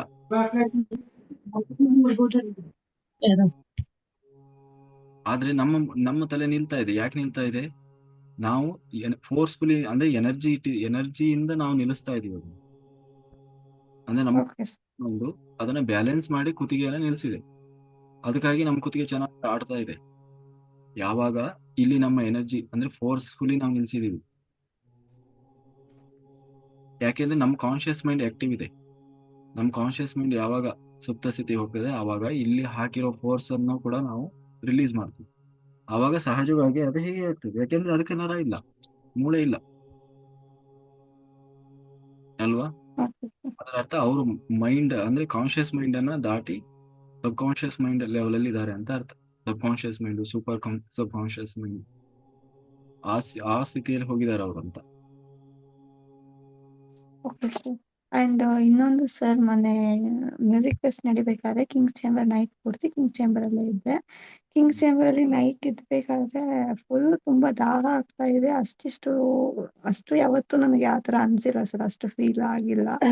ನೀರ್ ಕುಡಿತಾನೆ ಇದೀನಿ, ಬಾಟಲ್ಸ್ ಖಾಲಿ ಮಾಡ್ತಾನೆ ಇದೀನಿ. ತುಂಬಾ ಹೀಟ್ ಆಗ್ತಿದೆ, ತುಂಬಾ ಬಾಡಿಗೆ ಶೆಕೆ ಬರ್ತಿದೆ, ಹೀಟ್ ಆಗ್ತಿದೆ, ನಂಗೆ ಗಾಳಿ ಬೇಕು ಅನಿಸ್ತಿದೆ. ಅಷ್ಟು ಹೀಟ್ ಆಗಿತ್ತು, ಆಗ್ತಾನೆ ಇರ್ಲಿಲ್ಲ. ಅಷ್ಟು ಹೀಟ್ ನಾನು ಯಾವತ್ತೂ ನನ್ನ ಲೈಫಲ್ಲಿ ನೋಡಿರ್ಲಿಲ್ಲ ಸರ್. ಅಷ್ಟು ಎನರ್ಜಿ ಎನರ್ಜಿ ಕಿಂಗ್ಸ್ ಚೇಂಬರ್ ಅಲ್ಲಿ ಇರ್ಬೇಕಾದ್ರೆ ಅಷ್ಟು ಫೀಲ್ ಆಯ್ತು ಸರ್ ನಂಗೆ. ವಿತಿನ್ ಒಂದು ಹಾಫ್ ಅನ್ ಅವರ್ಗೆಲ್ಲ ಆ ರೀತಿ ಫೀಲ್ ಆಯ್ತು ಸರ್ ನನಗಲ್ಲಿ. ಆಗತ್ತೆ ಮೇಡಮ್. ಮಾತಾಡಿ. ಹಲೋ ಸರ್, ನಮಸ್ತೆ. ಹ್ಮ್ ನಮಸ್ತೆ ಸರ್. ನಮಸ್ತೆ. ಸರ್ ಮೆಡಿಟೇಷನ್ ಮಾಡ್ತಿರ್ತೀನಿ ಸರ್, ಕಾಲ್ ಜಗ್ಗಿ ಸರ್, ಕಾಲು ಕಾಲ್ ಬಾಳ ಅರಿತಿರ್ತಾವ ಸರ್, ಹಾ ಅದೇ ಮೇಡಮ್, ಅರಿತಾವ್ರಿ ಕಾಲ್. ಹೀಲಿಂಗ್ ಆಗ್ತಾ ಇರ್ತದೆ. ಚೇರ್ ಮೇಲೆ ಕುಂತು ಅದೇ ಮತ್ತೆ ಕೆಮ್ಮು ಜಗ್ಗಿ ಬರ್ತದೆ ಸರ್. ಒಟ್ಟ ಮೆಡಿಟೇಷನ್ ಮಾಡಕ್ಕೆ ಬಿಡಲ್ಲ ಸರ್. ಹ್ಮ್ ಕೆಮ್ಮು ಬಾಳ್ ಬರ್ತದೆ ಸರ್, ಒಟ್ಟ ಉಸಿರು ಬಿಡಲ್ಲ ಸರ್, ಅಷ್ಟು ಕೆಮ್ಮು. ಇಲ್ಲಿ ಕರ್ಮ ಪರೀಕ್ಷೆ ಮಾಡ್ತದೆ. ಎಷ್ಟು ಆಸಕ್ತಿ ಇದೆ ನಿಮಗೆ, ಹಾ ಎಷ್ಟು ಉತ್ಸಾಹ ಇದೆ ನಿಮಗೆ, ಹಾ ನೋಡೋಣ ಇದನ್ನ ಹೆಂಗೆ ಫೇಸ್ ಮಾಡ್ತೀರಿ ಸರ್. ಅಂತ ಹೇಳಿ ಕರ್ಮ ಪರೀಕ್ಷೆ ಮಾಡ್ತದೆ. ಹ್ಮ್ ಬೇಕಾದ್ ಬರ್ಲಿ, ಕೆಮ್ಮಾದ್ರೂ ಬರ್ಲಿ, ನೆಗಡಿನಾದ್ರೂ ಬರ್ಲಿ, ಜ್ವರನಾದ್ರೂ ಬರ್ಲಿ, ನಾನು ನಿಲ್ಲಂಗಿಲ್ಲ ಅಂತ ಹೋಗ್ತಾ ಇರ್ಬೇಕು. ಹ್ಮ್ ಮಾಡ್ತೀನಿ ಸರ್, ಬೆಳತನ ನಿದ್ದೆ ಮಾಡಲ್ಲ ಸರ್, ಬೆಳಗ್ಗೆ ತನಕ ಕೂಡ್ತೀನಿ ಸರ್, ಮಲ್ಕೊಲ್ಲ. ಮತ್ತೆ ಧ್ಯಾನ ಕುಂತಾಗ ಯಾವಾಗ ಇದ್ರಾಗ ಹೋಗಿರ್ತೀನಿ ಗೊತ್ತಿಲ್ಲ ಸರ್, ಮಾಡ್ತೀನಿ, ಬಿಡಲ್ಲ ಸರ್. ಮಾಡಿ ಮೇಡಮ್, ಬಿಡಬಾರ್ದು. ಒಂದೊಂದ್ಸಲ ಏನಿರ್ತದೆ ಸರ್, ಕಾಲ್ ಅರಿತಂದ್ರ ಇಷ್ಟು ಅರಿತದ, ಇಷ್ಟು ನಾ ಮಾಡ್ತೀನಿ ಮೆಡಿಟೇಷನ್, ಎದಕ್ ಕಾಲ್ ಅರಿಯೋದು, ಇಷ್ಟು ಕೆಮ್ಮು ಎದಕ್ ಬರುತ್ತೆ ನನಗ ಬಂದಿಲ್ಲ, ಅಂತ ಅನಿಸ್ತದ ಸರ್. ಇರೋದು ಹೋಗ್ತಾ ಇದೆ, ಅದೇ ಸಮಸ್ಯೆ ಸರ್. ಆಗಿದೆ. ಎಲ್ಲರೂ ಏನ್ ಅನ್ಕೊಂತ ಇದಾರೆ, ಬರ್ತಾ ಇದೆ ಅನ್ಕೊಂತ ಇದಾರೆ. ಅದು ಸಮಸ್ಯೆ ಆಗಿದೆ. ಬರ್ತಾ ಇರೋದಲ್ಲ, ಹೋಗ್ತಾ ಇರೋದು ಎಲ್ಲ ಇರೋದು. ಬುದ್ಧನನ್ನ ಕೇಳಿದ್ರಂತೆ ಯಾರೋ ಬಂದು, ಬುದ್ಧನನ್ನ, ಇಷ್ಟು ವರ್ಷ ನೀನ್ ದೊಡ್ಡ ಸಾಧನೆ ಮಾಡಿದೀಯಲ್ಲಪ್ಪ, ಏನ್ ಪಡೆದಿದೀಯಾ ತೋರ್ಸ್, ಏನೇನ್ ಪಡ್ಕೊಂಡು? ಬುದ್ಧ ಹೇಳಿದಂತೆ, ಇಷ್ಟು ವರ್ಷದ ಸಾಧನೆಯಲ್ಲಿ ನಾನು ಪಡ್ಕೊಂಡ್ಲಿಲ್ಲ, ಎಲ್ಲ ಕಳ್ಕೊಂಡೆ. ಇಷ್ಟು ವರ್ಷದ ಸಾಧನೆಯಲ್ಲಿ ಪಡ್ಕೊಂಡಿಲ್ಲ, ಎಲ್ಲ ಕಳ್ಕೊಂಡೆ. ಏನ್ ಕಳ್ಕೊಂಡೆ? ನನ್ನ ಕರ್ಮಗಳನ್ನೆಲ್ಲ ನನ್ನಲ್ಲಿರುವಂತ ಮದ, ಹಾ ಮತ್ಸರ, ಕ್ರೋಧ, ಲೋಭ, ಅರಿಷಡ್ ವರ್ಗಗಳನ್ನ ಕಳ್ಕೊಂಡೆ. ಅಜ್ಞಾನವನ್ನು ಕಳ್ಕೊಂಡೆ. ಸರ್. ಹ್ಮ್ ನನ್ನಲ್ಲಿರುವ ಸ್ಥಿತಿಯನ್ನು ಕಳ್ಕೊಂಡೆ. ನನ್ನೆಲ್ಲ ನೋವುಗಳನ್ನ, ದುಃಖಗಳನ್ನ ಕಳ್ಕೊಂಡೆ. ಹ್ಮ್ ಎಲ್ಲ ಹೋದ್ಮೇಲೆ ಏನ್ ಉಳಿಯೋದು? ಪರಮಾತ್ಮ ಒಂದೇ. ನಾನೀಗ ಪರಮಾತ್ಮನ ಹಾ ಸರ್. ಜೊತೆಗಿದ್ದೇನೆ. ಅದೇ ಹ್ಮ್ ಸಮಸ್ಯೆ. ಕಳ್ಕೊಳ್ತಾ ಇದ್ದೀವಿ ಎಲ್ಲ. ಬೇಡವಾದದನ್ನೆಲ್ಲ ಹ್ಮ್ ಹ್ಮ್ ಹ್ಮ್. ಅಲ್ಲ ಬೇರೆಯವ್ರಿಗೆ ಹೇಳ್ತೀನ ಸರ್ ಧ್ಯಾನ ಮಾಡ್ರಿ ಅಂತ ಹೇಳಿ, ಅವ್ರು ಅಂತಾರ ಸರ್, ನೀವು 1 ವರ್ಷ ಆಲಕತ್ತು ಧ್ಯಾನ ಮಾಡಕತ್ತು ಇಷ್ಟು ಕೆಮ್ಮು ಹೋಗಲ್ಲಾಗೈತಿ ನಿಮ್ಗ, ಹೆಂಗ ನೀವ್ ಧ್ಯಾನದ ಮೇಲೆ ಏನ್ ಅಷ್ಟು ನಿಮ್ಗ ಆಸಕ್ತಿ ಅದ ಅಂತ ಕೇಳ್ತಾರ ಸರ್ ನನಗೆ. ಹ್ಮ್. ಅದೇ ಅದಕ್ಕೆ ನಾ ಅಂತೀನಿ. ಹಾ ಸರ್.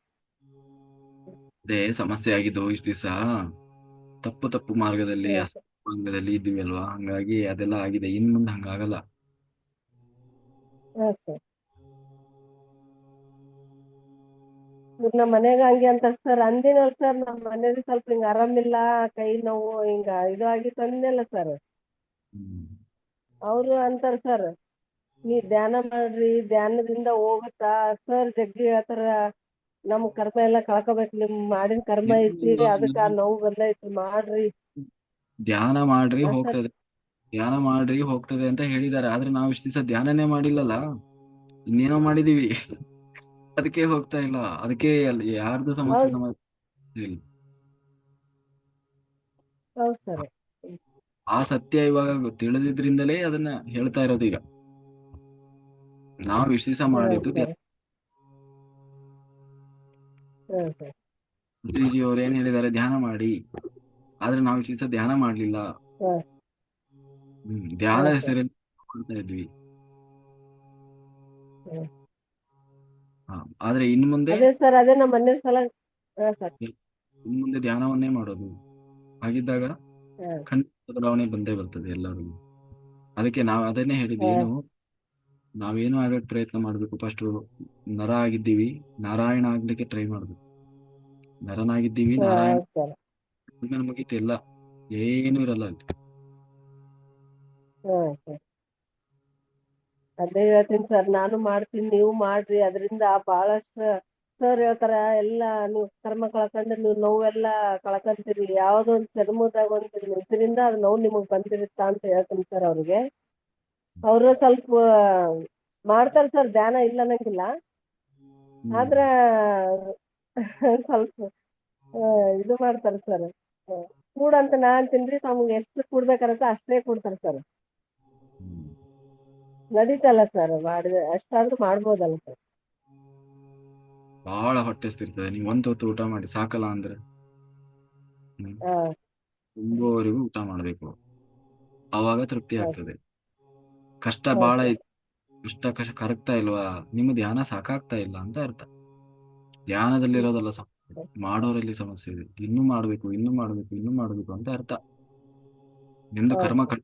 ಇಲ್ಲ, ಕಳೆಯೋವರೆಗೂ ಮಾಡಿ, ಕಳೆಯೋವರೆಗೂ ಮಾಡಿ, ಕಳೆಯೋವರೆಗೂ ಮಾಡಿ ಅಂತ ಅರ್ಥ. ಸಾಕ ಹೌದ್ ಸರ್. ಅನ್ನೋದಲ್ಲ, ಸಾಕಾ ಬೇಕಾ ಅನ್ನೋದು ನೀವು ಡಿಸೈಡ್ ಮಾಡ್ಬೇಕು, ಹೌದ್ ಸರ್. ನಿಮ್ಮ ಅನುಭವದ ಮೇಲೆ. ನಾ ಮಾಡ್ತೀನಿ ಸರ್, ನಾ ಬಿಡಂಗಿಲ್ಲ. ನಾ ಎಲ್ಲಿ ಹೋದ್ರುನು ಒಟ್ಟ ಮನಗಲ್ ಸರ್. ನಾನು ಮನಗಿದ್ರೆ ನನಗೆ ಬೆನ್ನು ನೋವು ಬರುತ್ತೆ ಸರ್.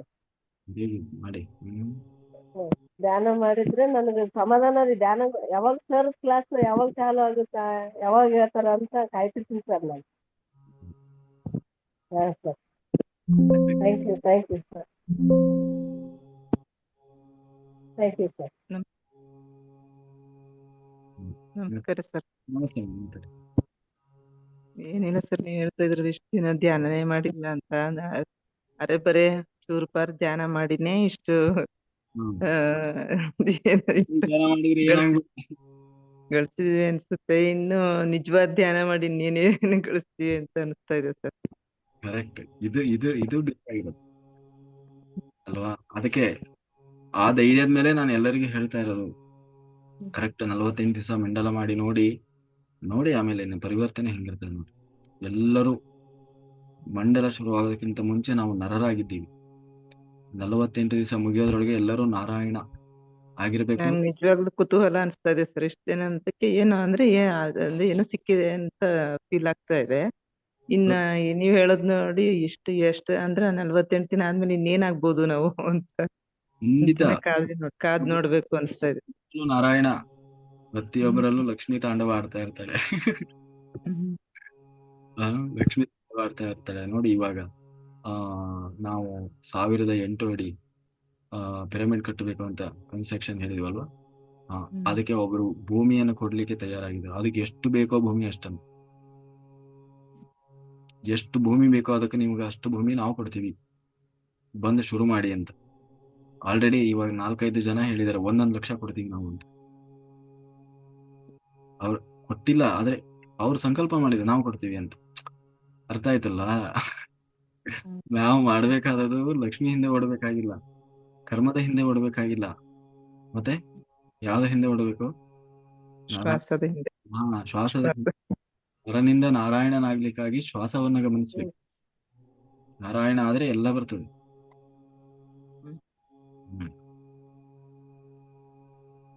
ಅವ್ರು ನಾನು ಒಂದ್ 4-5 ಜನ ಆಡ್ ಮಾಡ್ದೆ ಅಂತ ಹೇಳಿದ್ನಲ್ಲ ಸರ್, ಅವ್ರುನು ಅದೇ ಹೇಳ್ತಾ ಇದ್ರು. ಅಂದ್ರೆ ಹೊಸದಾಗಿ ಸೇರಿದಾರಲ್ವಾ ಅವರು, ಸಡನ್ ಏಕ್ದಮ್ ಸುಮ್ನೆ ಕುತ್ಕೊಳ್ಳೋದ್ ಕಷ್ಟ ಆಗುತ್ತೆ. ಸ್ವಲ್ಪ ಅಂದ್ರೆ ಅವ್ರಿಗೆ ಇದನ್ನ ಹೇಳ್ತಾ ನೋಡ್ತಾ ಸ್ವಲ್ಪ ನೋಡ್ತಾ ಯೂಟ್ಯೂಬ್ ಅಲ್ಲಿ ಆತರ ಇದಾಗಿದೆ ಅವ್ರಿಗೆ.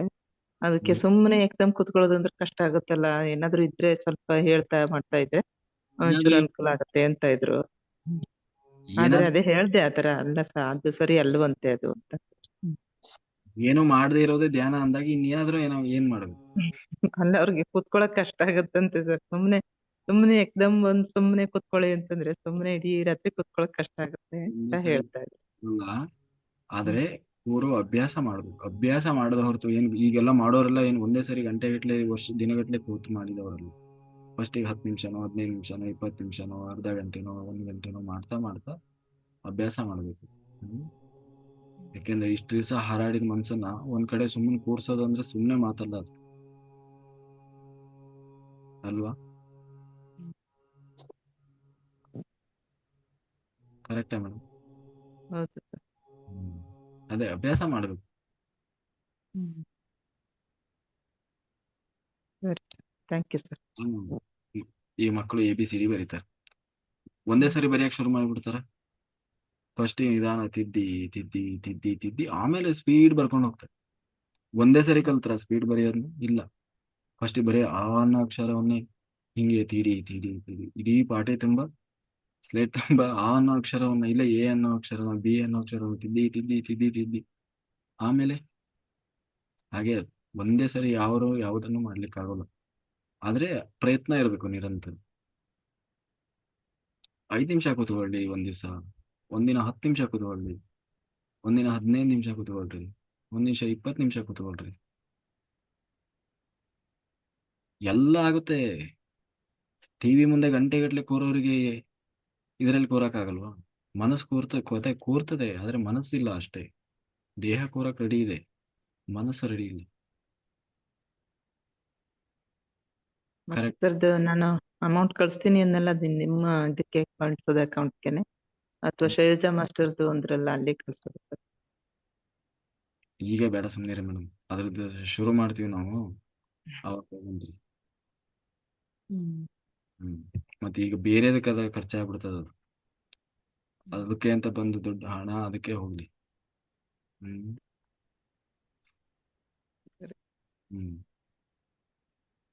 ಜಾಗ ಕೊಡ್ತೀನಿ ಅಂತ ಹೇಳಿದಾರೆ ಅಂದ್ರಲ್ಲ, ಎಲ್ಲಿ ಸರ್ ಪ್ಲೇಸ್? ಅವೆಲ್ಲ ಸೀಕ್ರೆಟ್, ಅವೆಲ್ಲ ಸಸ್ಪೆನ್ಸ್, ಅವನ್ನೆಲ್ಲ ಹೇಳೋದು. ಹೌದಾ? ಸರಿ ಸರಿ, ಕ್ಯೂರಿಯಾಸಿಟಿ ಆಯ್ತು ಅದಕ್ಕೆ. ಒಳ್ಳೆ ಪುಣ್ಯ ಭೂಮಿ ಇರುವ ಜಾಗನೇ.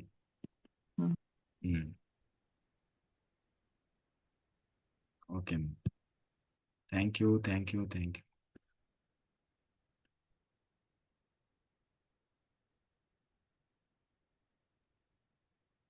ಓಕೆ ಮಾಸ್ಟರ್ಸ್, ಈಗ ಅದೇ ಈ ಎಲ್ಲ ಎದ್ದು ಓಡಾಡಿ ಸ್ವಲ್ಪ ರಿಲ್ಯಾಕ್ಸ್ ಮಾಡಿ ಬನ್ನಿ.